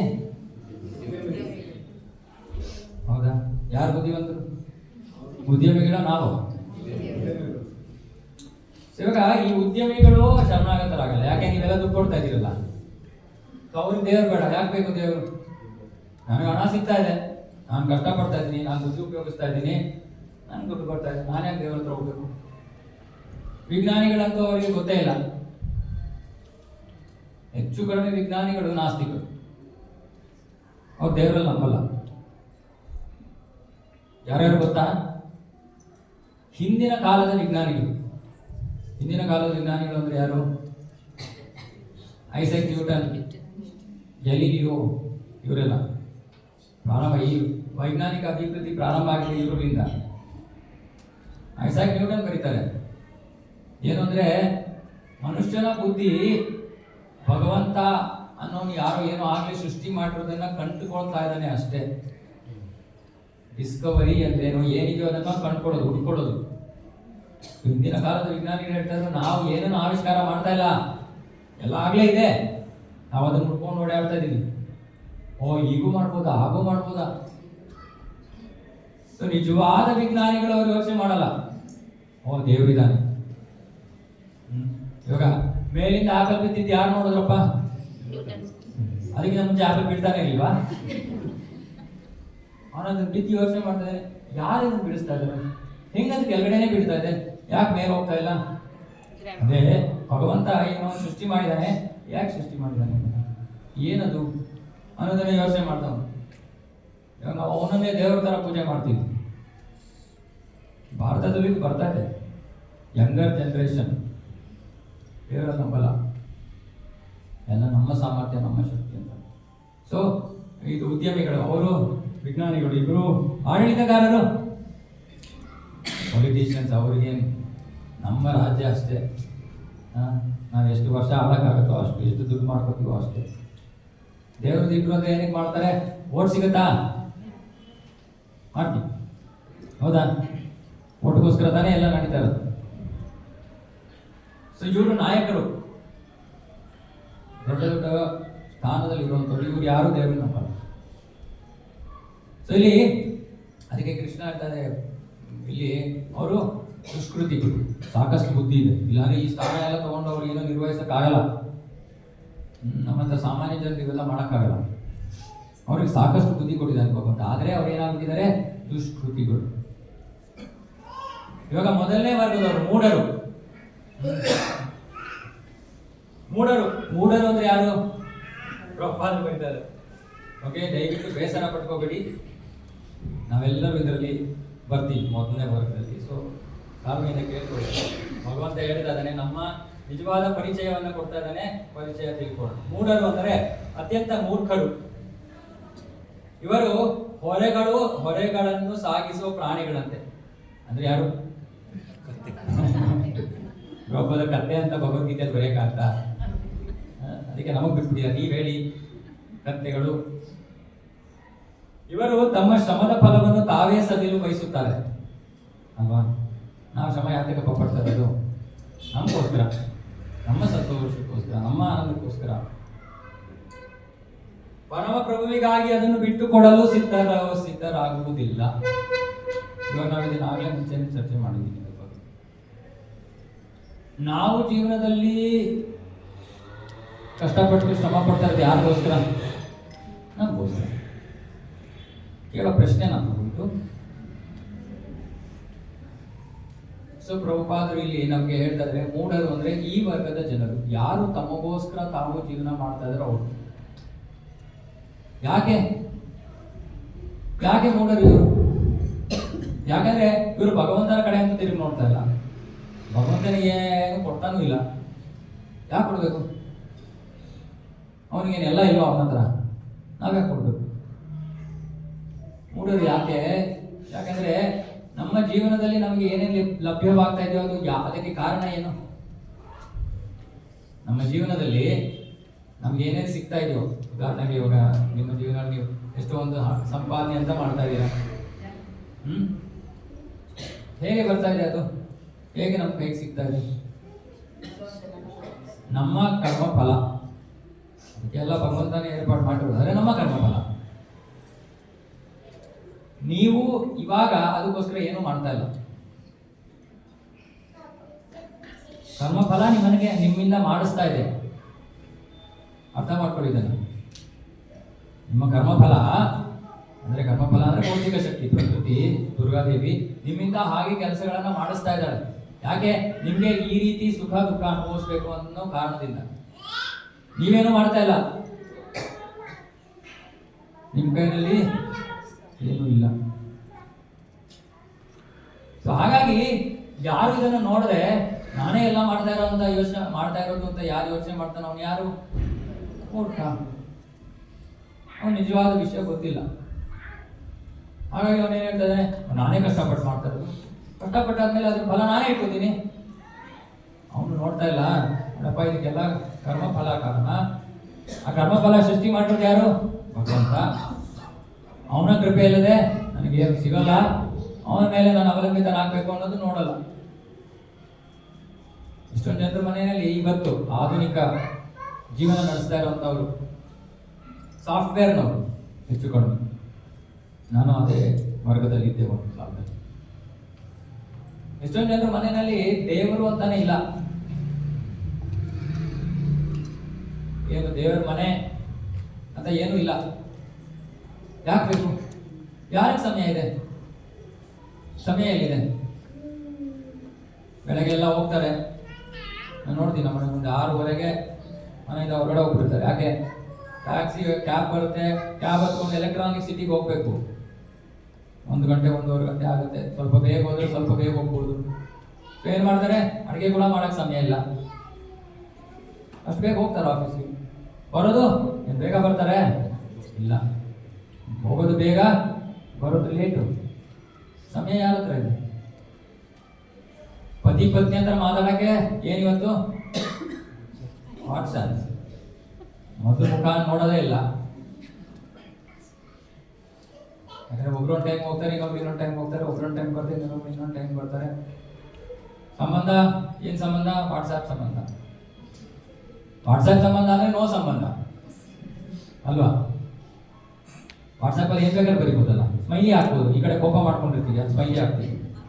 ಇದು ವಾಟ್ಸಪ್.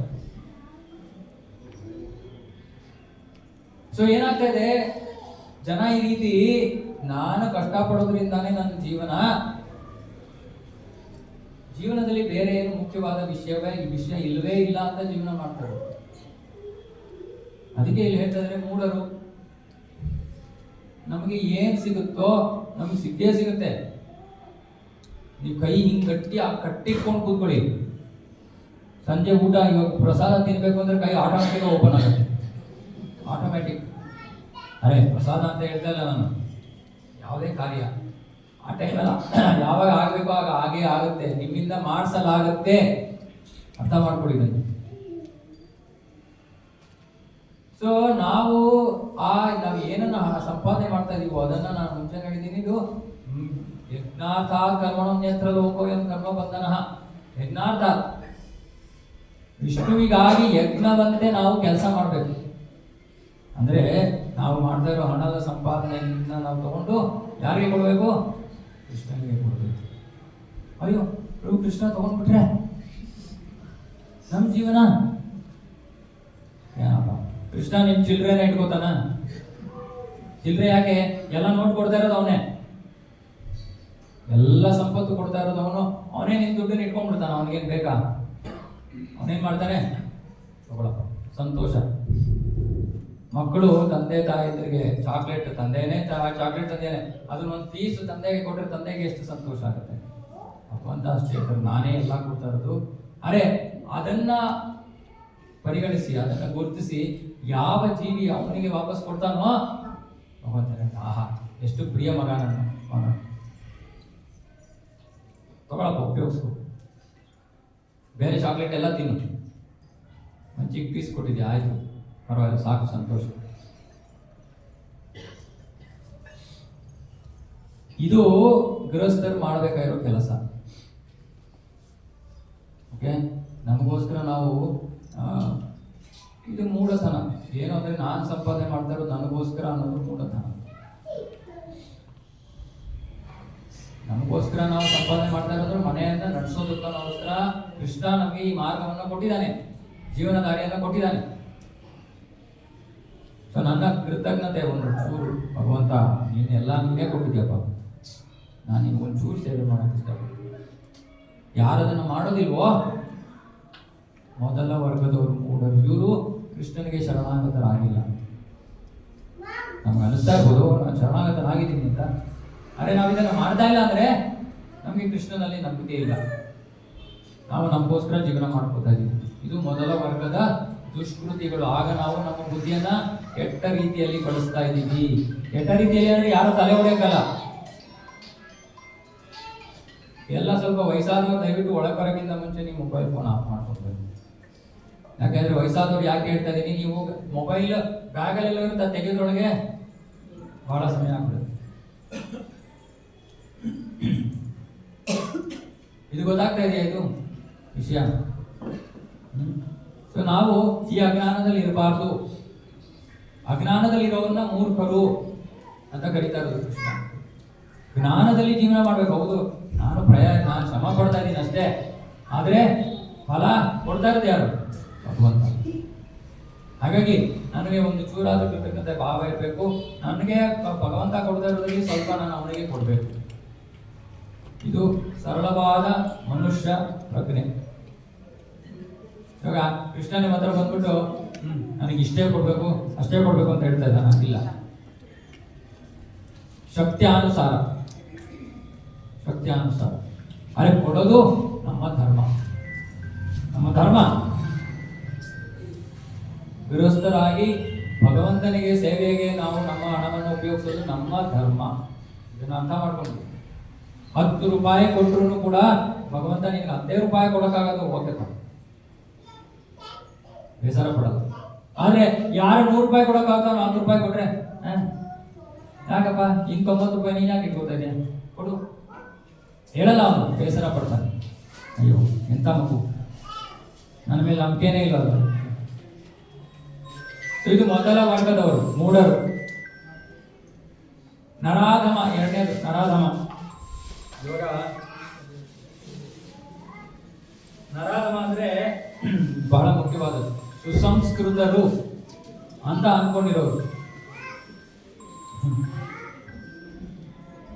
ಇವತ್ತೇನೋ ನಮ್ಗೆ ಇದೆ ಅನ್ಸುತ್ತೆ. ಇವತ್ತು ವಿಶೇಷ ಮೊಬೈಲ್ ಫೋನ್ ಹಬ್ಬ. ಮೊಬೈಲ್ ಫೋನ್ ಹಬ್ಬ ಅಲ್ಲ, ರಿಂಗ್ ಟೋನ್ ಹಬ್ಬ.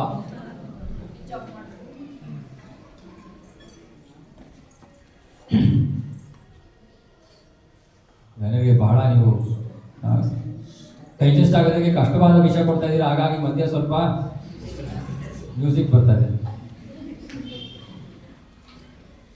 ಹಾಗೆ ನರಾಧಮರು ಅಂದ್ರೆ ಸಾಮಾಜಿಕ ದೃಷ್ಟಿಯಲ್ಲಿ ಬಹಳ ಸುಸಂಸ್ಕೃತರು. ಇದನ್ನು ದಯವಿಟ್ಟು ಅರ್ಥ ಮಾಡ್ಕೊಳ್ಳಿ. ಸಾಮಾಜಿಕವಾಗಿ ಬಹಳ ಸುಸಂಸ್ಕೃತರು ಅಂದ್ರೆ ಇವಾಗ ನಮ್ದು ಹುಲಿಮಾವಿನಲ್ಲಿ ಒಂದು ದೇವಸ್ಥಾನ ಒಂದು ಕೇಂದ್ರ ಇದೆ. ಬಹಳ ನಾವು ಒಂದು ಸ್ವಲ್ಪ middle class, lower middle class ಏರಿಯಾನಲ್ಲಿ ಇದ್ದೀವಿ. ಲೋವರ್ ಮಿಡಲ್ ಕ್ಲಾಸ್ ಅಂತಾನೆ ಹೇಳ್ಬೋದು. ಅಂದರೆ ಎಲ್ಲ ಕೆಲಸಗಾರರು ಆ ರೀತಿ ಇರುವಂಥ ಒಂದು ಲೊಕ್ಯಾಲಿಟಿನಲ್ಲಿ ವಿಭಾಗ ಸತಿ. ಇವಾಗ ಅಲ್ಲಿ ದೊಡ್ಡ ಅಪಾರ್ಟ್ಮೆಂಟಲ್ಲಿ ದೊಡ್ಡ ಅಪಾರ್ಟ್ಮೆಂಟ್ಗಳಿದೆ, ತುಂಬ ಹಣ ಇರುವಂಥದ್ದು. ಅವ್ರು ಬರಲ್ಲ ನಮ್ಮ ಕೇಂದ್ರಕ್ಕೆ. ಯಾಕೆ? ನನ್ನ ಸ್ಟೇಟಸ್ ಇಲ್ಲ. ನನ್ನ ಸ್ಟೇಟಸ್ ಇಲ್ಲ ಅಂದ್ರೆ ಏನು? ನಾನು ಕಾರ್ ತರ್ತೀನಿ, ಕಾರ್ ಪಾರ್ಕ್ ಮಾಡಕ್ಕೆ ನಿಮ್ಮ ದೇವಸ್ಥಾನದ ಹತ್ರ ಜಾಗ ಇಲ್ಲ, ಅದೇ ಮುಖ್ಯನಾ? ಅಂದ್ರೆ ಇವರಿಗೆ ಏನು, ನಾವು ಕೆಳಗಡೆ ಪ್ರಸಾದ ಏನು ಕೊಡ್ತೀವಿ, ನಾವು ನೆಲದಲ್ಲಿ ಕುತ್ಕೊಂಡು ತಿನ್ಬೇಕು, ಟೇಬಲ್ ಎಲ್ಲ ಇಲ್ಲ. ಯಾರಿಗೆ ಟೇಬಲ್? ವಯಸ್ಸಾಗಿರೋರಿಗೆ. ಇಲ್ಲಿ ನಾವು ಟೇಬಲ್ ಇಲ್ಲ, ಪ್ಲೇಟ್ ಕೊಡ್ತಾ ಇದ್ದೀವಿ ವಯಸ್ಸಾಗಿರೋರಿಗೆ. ಅರೆ ಇವರಿಗೆ ವಯಸ್ಸಿಗೆ ಏನಾಗಿಲ್ಲ, ಅರೆ ಕೆಳಗಡೆ ಕೂತು ಅಭ್ಯಾಸ ಇಲ್ಲ, ಕೆಳಗಡೆ ಕೂತ್ಕೊಂಡು ಪ್ರಸಾದ ತಿನ್ನೋದು. ನಾವು ಮನೆಯಲ್ಲೇ ಇರ್ತೀವಿ, ಸುಸಂಸ್ಕೃತ. ಕೈನಲ್ಲಿ ಪ್ರಸಾದ ತಿನ್ಬೇಕಾ? ನಾವು ಸ್ಪೂನಲ್ಲಿ ತಿಂತೀವಿ, ನಾವು ಟೇಬಲ್ ಮೇಲೆ ಕೂತ್ಕೊಂಡು ತಿಂತೀವಿ. ಸೊ ಪ್ರಭುಪಾದರು ಏನು ಹೇಳ್ತಾರೆ, ಸುಸಂಸ್ಕೃತರು ಅಂತ ಅನ್ನಿಸ್ಕೊಂಡಿರೋರು. ಇವರು ಸುಸಂಸ್ಕೃತರಲ್ಲ. ಇವರು ಬ್ರಿಟನ್, ನಮ್ಮ ಪಾಶ್ಚಾತ್ಯ ಸಂಸ್ಕೃತಿಯನ್ನು ಅಳವಡಿಸ್ಕೊಂಡಿರೋರು, ಭಾರತೀಯ ಸಂಸ್ಕೃತಿಯನ್ನು ತ್ಯಜಿಸಿರೋರು. ಇವ್ರಿಗೆ ಭಾರತೀಯ ಸಂಸ್ಕೃತಿಯನ್ನ ಸ್ವೀಕಾರ ಮಾಡಕ್ಕೆ ಸಿದ್ಧರಾಗಿಲ್ಲ ಅವರು. ಇವರು ನರಾಧಮರು.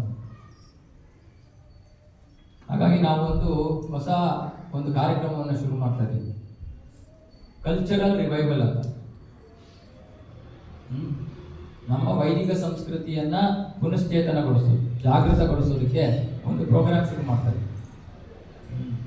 ನಮ್ಮ ಭಕ್ತರು ಇವತ್ತು ಹೊರಗಡೆ ಅದನ್ನ ಟೆಸ್ಟ್ ಮಾಡಕ್ ಹೋಗಿದ್ದಾರೆ, ಶಶಾಂಕ್ ವಂಶ.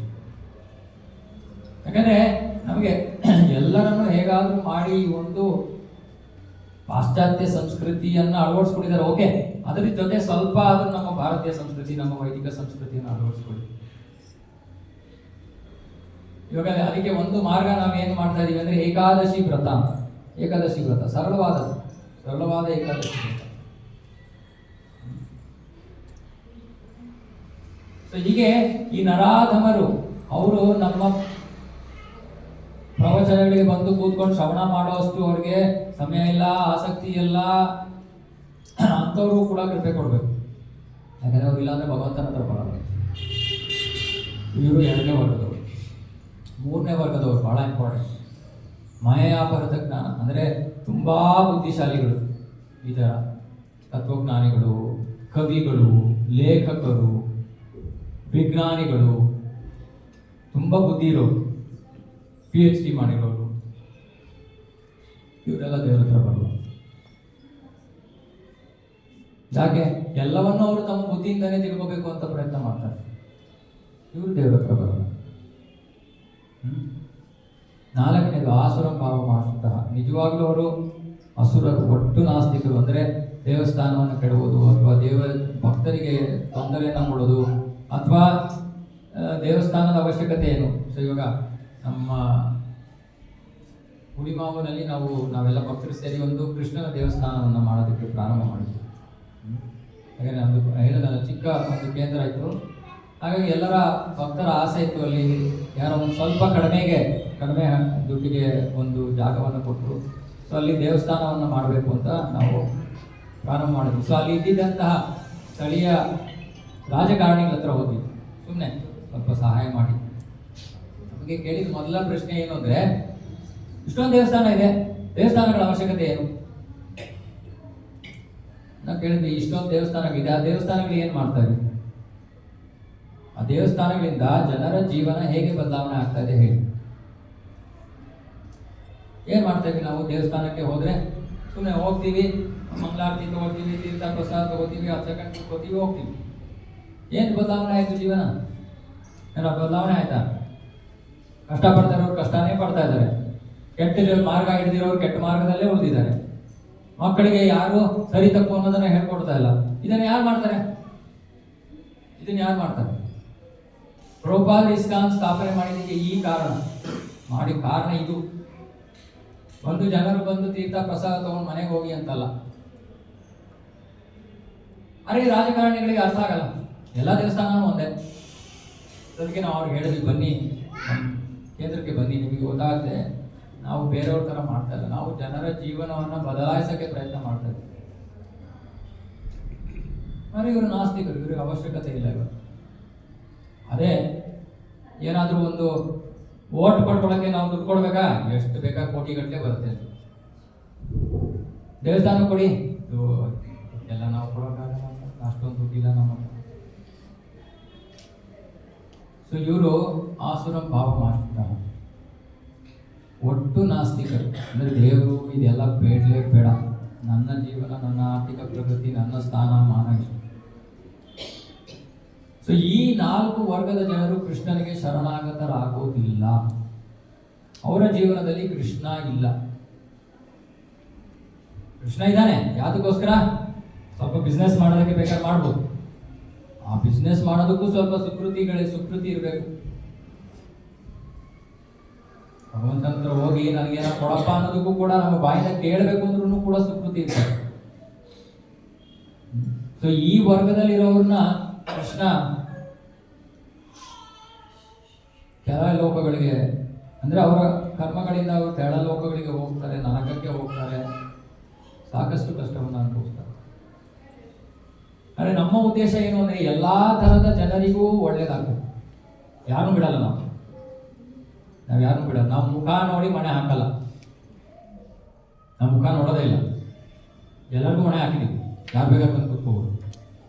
ಯಾಕೆಂದರೆ ಎಲ್ಲ ವರ್ಗದ ಜನರು ಕೂಡ ಭಗವಂತನ ಕೃಪೆಗೆ ಪಾತ್ರರಾಗಬೇಕು. ಇವಾಗ ನಾವು ಏನು ಮಾಡದೆ ಈ ಸಮಾಜನ ಹಿಂಗೆ ಬಿಟ್ರೆ ಸರ್ವನಾಶ ಆಗೋಗುತ್ತೆ, ಸರ್ವನಾಶ. ನೀವು ಯೋಚನೆ ಮಾಡಿ, ನಿಮ್ಮ ಮಕ್ಕಳು ಆಗುವಷ್ಟೊತ್ತಿಗೆ ಈ ಪ್ರಪಂಚ ಹೇಗಿರುತ್ತೆ? ಭಯ ಆಗಲ್ವಾ ನಿಮಗೆ? ಎಷ್ಟು ಜನಕ್ಕೆ ಭವಿಷ್ಯ ಹೇಗಿರುತ್ತೋ, ನಮ್ಮ ಮಕ್ಕಳಿಗೆ ಸೂಕ್ತವಾಗಿರುತ್ತೋ ಇಲ್ವೋ ಅನ್ನೋ ಭಯ ಇದೆ. ಎಷ್ಟು ಜನರಿಗೆ ಭಯ ಇದೆ? ಯಾಕೆಂದ್ರೆ ಜಗತ್ತು ಅಷ್ಟು ವೇಗವಾಗಿ ಕೆಳಮಟ್ಟಕ್ಕೆ ಇಳಿತಾ ಇದೆ. ಎಷ್ಟು ಜನ ಭಕ್ತರು ನಂತರ ಬಂದು ಪತಿ ಪತ್ನಿಯರ ನಡುವೆ ಕಲಹ, ಜಗಳ, ಡೈವೋರ್ಸ್ ಒಂದು ಮಾತಾಡ್ತಾರೆ. ಯಾಕೆ ನೋಡಿ, ಅವ್ರಿಗೆ ಏನೋ ದುಡ್ಡಿದೆ, ಸ್ಥಾನ ಇದೆ, ಮಾನ ಇದೆ, ಎಲ್ಲ ಅವ್ರವ್ರದಿದೆಯಲ್ಲ. ಹೆಂಗಸರಿಗೆ ಅವ್ರ ದುಡ್ಡಿದೆ, ಅವ್ರ ಕಾರ್ ತಗೋತಾರೆ, ಅವ್ರು ಓಡಾಡ್ತಾರೆ. ಗಂಡಸರು ಇವ್ರು ಇನ್ನೊಬ್ರು ಬೇರೆಯವ್ರ ಅವಶ್ಯಕತೆ ಏನು ಜೀವನದಲ್ಲಿ. ಸೊ ಅವ್ರಿಗೆ ಈ ಒಂದು ಕುಟುಂಬ, ಇದರ ಮೌಲ್ಯಗಳು ಗೊತ್ತಿಲ್ಲ, ವ್ಯಾಲ್ಯೂಸೇ ಗೊತ್ತಿಲ್ಲ. ಅವರ ಜೀವನದ ಒಂದು ತತ್ವಜ್ಞಾನ, ಫಿಲಾಸಫಿ ಏನು ಅಂದ್ರೆ, ನನಗೆ ಸಂತೋಷ ಸಿಗದೆ ಇರೋ ವಿಷಯ ನಾನೇನು ಮಾಡಲ್ಲ. ಪತಿಯಿಂದ ನನಗೆ ವಿರೋಧ ಸಿಕ್ಕಿದ್ರೆ ನಾನು ಅವನನ್ನು ಬಿಟ್ಬಿಡ್ತೀನಿ. ಅವಶ್ಯಕತೆ ನನ್ನ ಪಾಡಿಗೆ ನಾನು ಜೀವನ ಮ್ಯಾನೇಜ್ ಮಾಡ್ತೀನಿ. ಎಷ್ಟು ಕಷ್ಟ ಆಗುತ್ತೆ ಇವರಿಗೆ ಬುದ್ಧಿ ಹೇಳೋದು. ಯಾಕೆಂದ್ರೆ ಒಬ್ರು ಇನ್ನೊಬ್ಬರ ಮೇಲೆ ಅವಲಂಬಿತರಾಗಿದ್ದಾರೆ ಅಂದ್ರೆ ಆದ್ರೂ ಯೋಚನೆ ಮಾಡ್ತಾರೆ, ಹೌದಪ್ಪ ನನಗೆ ಯಾರು ಇಲ್ಲ ಅಂತ. ನಿಮ್ ಕಾಲದಲ್ಲಿ ಯಾರು ಯಾರ ಮೇಲೆ ಅವಲಂಬಿತರಲ್ಲ. ಎಲ್ಲರೂ ಸ್ವತಂತ್ರವಾಗಿ ತಮ್ಮ ನಿರ್ಧಾರಗಳನ್ನು ತಗೋತಾರೆ. ಭಾರತ ಒಂದು ಸಮಯದಲ್ಲಿ, ಭಾರತದಲ್ಲಿ ಏನಿದು ಡಿವೋರ್ಸ್ ಅನ್ನೋ ಇದೇ ಇರಲಿಲ್ಲ. ವಿವಾಹ ವಿಚ್ಛೇದನೆ ಅನ್ನೋ ಪದಾನೇ ಇರಲಿಲ್ಲ.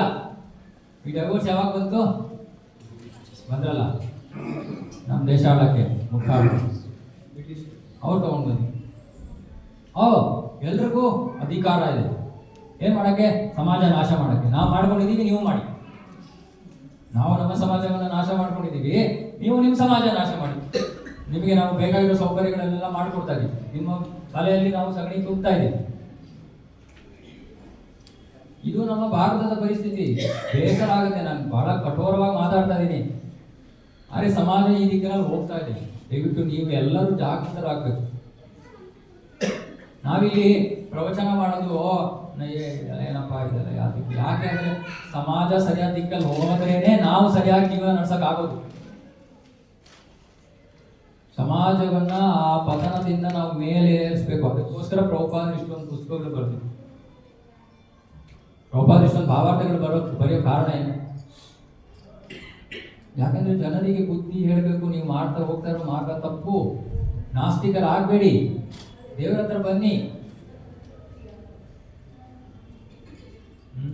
ಹಾಗಾಗಿ ಎಲ್ಲರಲ್ಲೂ ನಾನು ವಿನಂತಿ ಮಾಡೋದೇನೆಂದ್ರೆ, ಈ ಒಂದು ಭಗವದ್ ಭಕ್ತಿಯನ್ನು ದಯವಿಟ್ಟು ಎಲ್ಲರಿಗೂ ಹೇಳಿ. ಎಲ್ಲ ಮನುಷ್ಯನು ಕೂಡ ಭಗವದ್ ಭಕ್ತಿಯನ್ನು ಮಾಡಲೇಬೇಕು. ಯಾರು ನಿಮ್ಮ ಕೆಲಸ ಕಾರ್ಯಗಳನ್ನು ಬಿಟ್ಬಿಟ್ಟು ಇಲ್ಲಿ ಬನ್ನಿ ಅಂತ ಯಾರು ಹೇಳ್ತಲ್ಲ. ಅದ್ರ ಪಾಡ್ಗದ ಒಂದು ಲೈನ್ ಅದು. ಇನ್ನೊಂದು ಲೈನು ದೇವರು ಯಾರು, ದೇವರ ಭಕ್ತಿ ಎಲ್ಲವನ್ನ ಜೀವನದಲ್ಲಿ ಅಳವಡಿಸ್ಕೊಳ್ಳಿಲ್ಲ ಅಂದ್ರೆ ಅವರು ಮನುಷ್ಯರಾಗಿ ಉಳಿಯಲ್ಲ, ದುಷ್ಕೃತಿಗಳಾಗಿ ಹೋಗ್ತಾರೆ. ಸೊ ಎಲ್ಲರಿಗೂ ಹರಡೋದು. ಇವಾಗ ನಿಮ್ಗೆ ಯಾರೋ ಬಹಳ ಪ್ರೀತಿ ಪಾತ್ರ ಇರ್ತಾರೆ, ನಿಮ್ಮ ಅಣ್ಣ ತಮ್ಮ ಅಕ್ಕ ತಂಗಿ, ಅಮ್ಮ ಅಪ್ಪ ಅತ್ತೆ ಮಾವ ಐತೆ, ಎಲ್ಲರೂ ಹೇಳಿ ಭಗವಂತನ ಭಕ್ತಿ ಮಾಡ್ಬೇಕಪ್ಪ. ಜೀವನದಲ್ಲಿ ಬೇರೆ ಉದ್ದೇಶ ಇಲ್ಲ, ಗುರಿ ಇಲ್ಲ. ಹಣ ಸಂಪಾದನೆ ಮಾಡೋದೇ ಜೀವನದ ಉದ್ದೇಶ ಅಲ್ಲ. ಕೃಷ್ಣ ಭಕ್ತಿಯನ್ನು ಮಾಡೋದು ಜೀವನದ ಉದ್ದೇಶ. ಕೃಷ್ಣ ಅದಕ್ಕೆ ದುಡ್ಡು ಕೊಡ್ತಾನೆ. ಅದಕ್ಕೆ ಕೃಷ್ಣ ಹೇಳ್ಬಿಟ್ಟಿದ್ದಾನೆ, ಯೋಗಕ್ಷೇಮಂ ವಹಾಮ್ಯಹಂ. ನಿಮ್ಮ ಯೋಗಕ್ಷೇಮವನ್ನು ನಾನು ನೋಡ್ಕೊತೀನಿ ಅಂತ ಕೃಷ್ಣ ಮಾತು ಕೊಟ್ಟಿದ್ದಾನೆ ಭಗವದ್ಗೀತೆಯಲ್ಲಿ. ಸೊ ಅದ್ರ ಬಗ್ಗೆ ನಾವು ಚಿಂತೆ ಮಾಡ್ಬೇಕಾಗಿಲ್ಲ. ಅದು ಏನು ಕೃಷ್ಣ ನಿಮ್ಗೆ ಕೆಲಸ ಬಿಟ್ಟು ಕೂತ್ಕೊಳ್ಳಿ ಅಂತಾನು ಹೇಳ್ತಾ ಇಲ್ಲ. ಭಕ್ತರೆಲ್ಲ ಇಲ್ಲಿ ಸೇವೆ ಮಾಡ್ತಾ ಇದ್ದಾರೆ, ಎಲ್ಲರೂ ಅವ್ರವ್ರ ಕೆಲಸ ಕಾರ್ಯಗಳಲ್ಲಿ ತೊಡಗಿದ್ದಾರೆ. ನಂತರ ಉಪಯೋಗ ಇಲ್ಲದೆ ಯಾರು ಗೊತ್ತಿಲ್ಲ, ಎಲ್ಲರೂ ಅವ್ರವ್ರ ಕೆಲಸ ಕಾರ್ಯಗಳಲ್ಲಿದ್ದಾರೆ. ಆದರೆ ಅದೊಂದೇ ಜೀವನದ ಮಾರ್ಗ ಅಲ್ಲ. ಜೀವನದಲ್ಲಿ ಭಗವಂತನ ಭಕ್ತಿ ಮಾಡೋದು ಅಷ್ಟೇ ಮುಖ್ಯ ಅನ್ನೋದನ್ನ ತಿಳ್ಕೊಂಡು ಅದನ್ನು ಅವರ ಜೀವನದಲ್ಲಿ ಅಳವಡಿಸ್ಕೊಳ್ಳೋಕೆ ಪ್ರಯತ್ನ ಮಾಡ್ತಾರೆ. ಹಾಗಾಗಿ ಕೃಷ್ಣರಿಗೆ ಶರಣಾಗತರಾಗ್ತಾರೆ. ನಮ್ಮೆಲ್ಲರ ಗುರಿ ಇದೊಂದೇ, ಕೃಷ್ಣನಿಗೆ ಶರಣಾಗತರಾಗಬೇಕು. ಇಲ್ಲಾಂದ್ರೆ ಬೇರೆ ಯಾರೂ ಇಲ್ಲ. ಯಾರು ನಾನು ದೇವ್ರು ನಂಬಲ್ಲ ಅಂತ, ದೇವ್ರು ನಂಬಿಲ್ಲ ಅಂದ್ರೆ ಎಲ್ಲಿಗಪ್ಪ ಹೋಗ್ತೀಯಾ? ಎಲ್ಲಿಗೆ ಹೋಗ್ತೀಯಾ ಹೇಳು? ಯಾವ್ದಾದ್ರು ಜಾಗ ಇದೆಯಾ? ದೇವ್ರು ಇಲ್ಲೇ ಇರೋ ಜಾಗ ಇದೆಯಾ? ಇದ್ರೆ ಹೇಳಿ ನೋಡೋಣ. ಆ ಥರ ಜಾಗ ಯಾವುದು ಇಲ್ಲವೇ ಇಲ್ಲ. ಸೊ ಪ್ರತಿಯೊಬ್ಬರಿಗೂ ಇದು ಬೇಕಾಗಿರೋ ವಿಷಯ. ದಯವಿಟ್ಟು ನಿಮ್ಮ ರೀತಿಯಲ್ಲಿ ನೀವು ಅವ್ರಿಗೆ ಹೇಳ್ಬೋದು, ನಿಮ್ಮ ಭಾಷೆಯಲ್ಲಿ ನೀವು ಅವ್ರಿಗೆ ಹೇಳಿ. ಬನ್ನಿ ಬರಬೇಕು.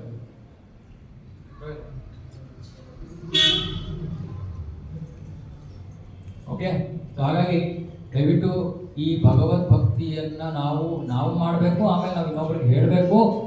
ಇಲ್ಲಾಂದ್ರೆ ಜನರು ದುಷ್ಕೃತಿಗಳಾಗೋಗ್ತಾರೆ.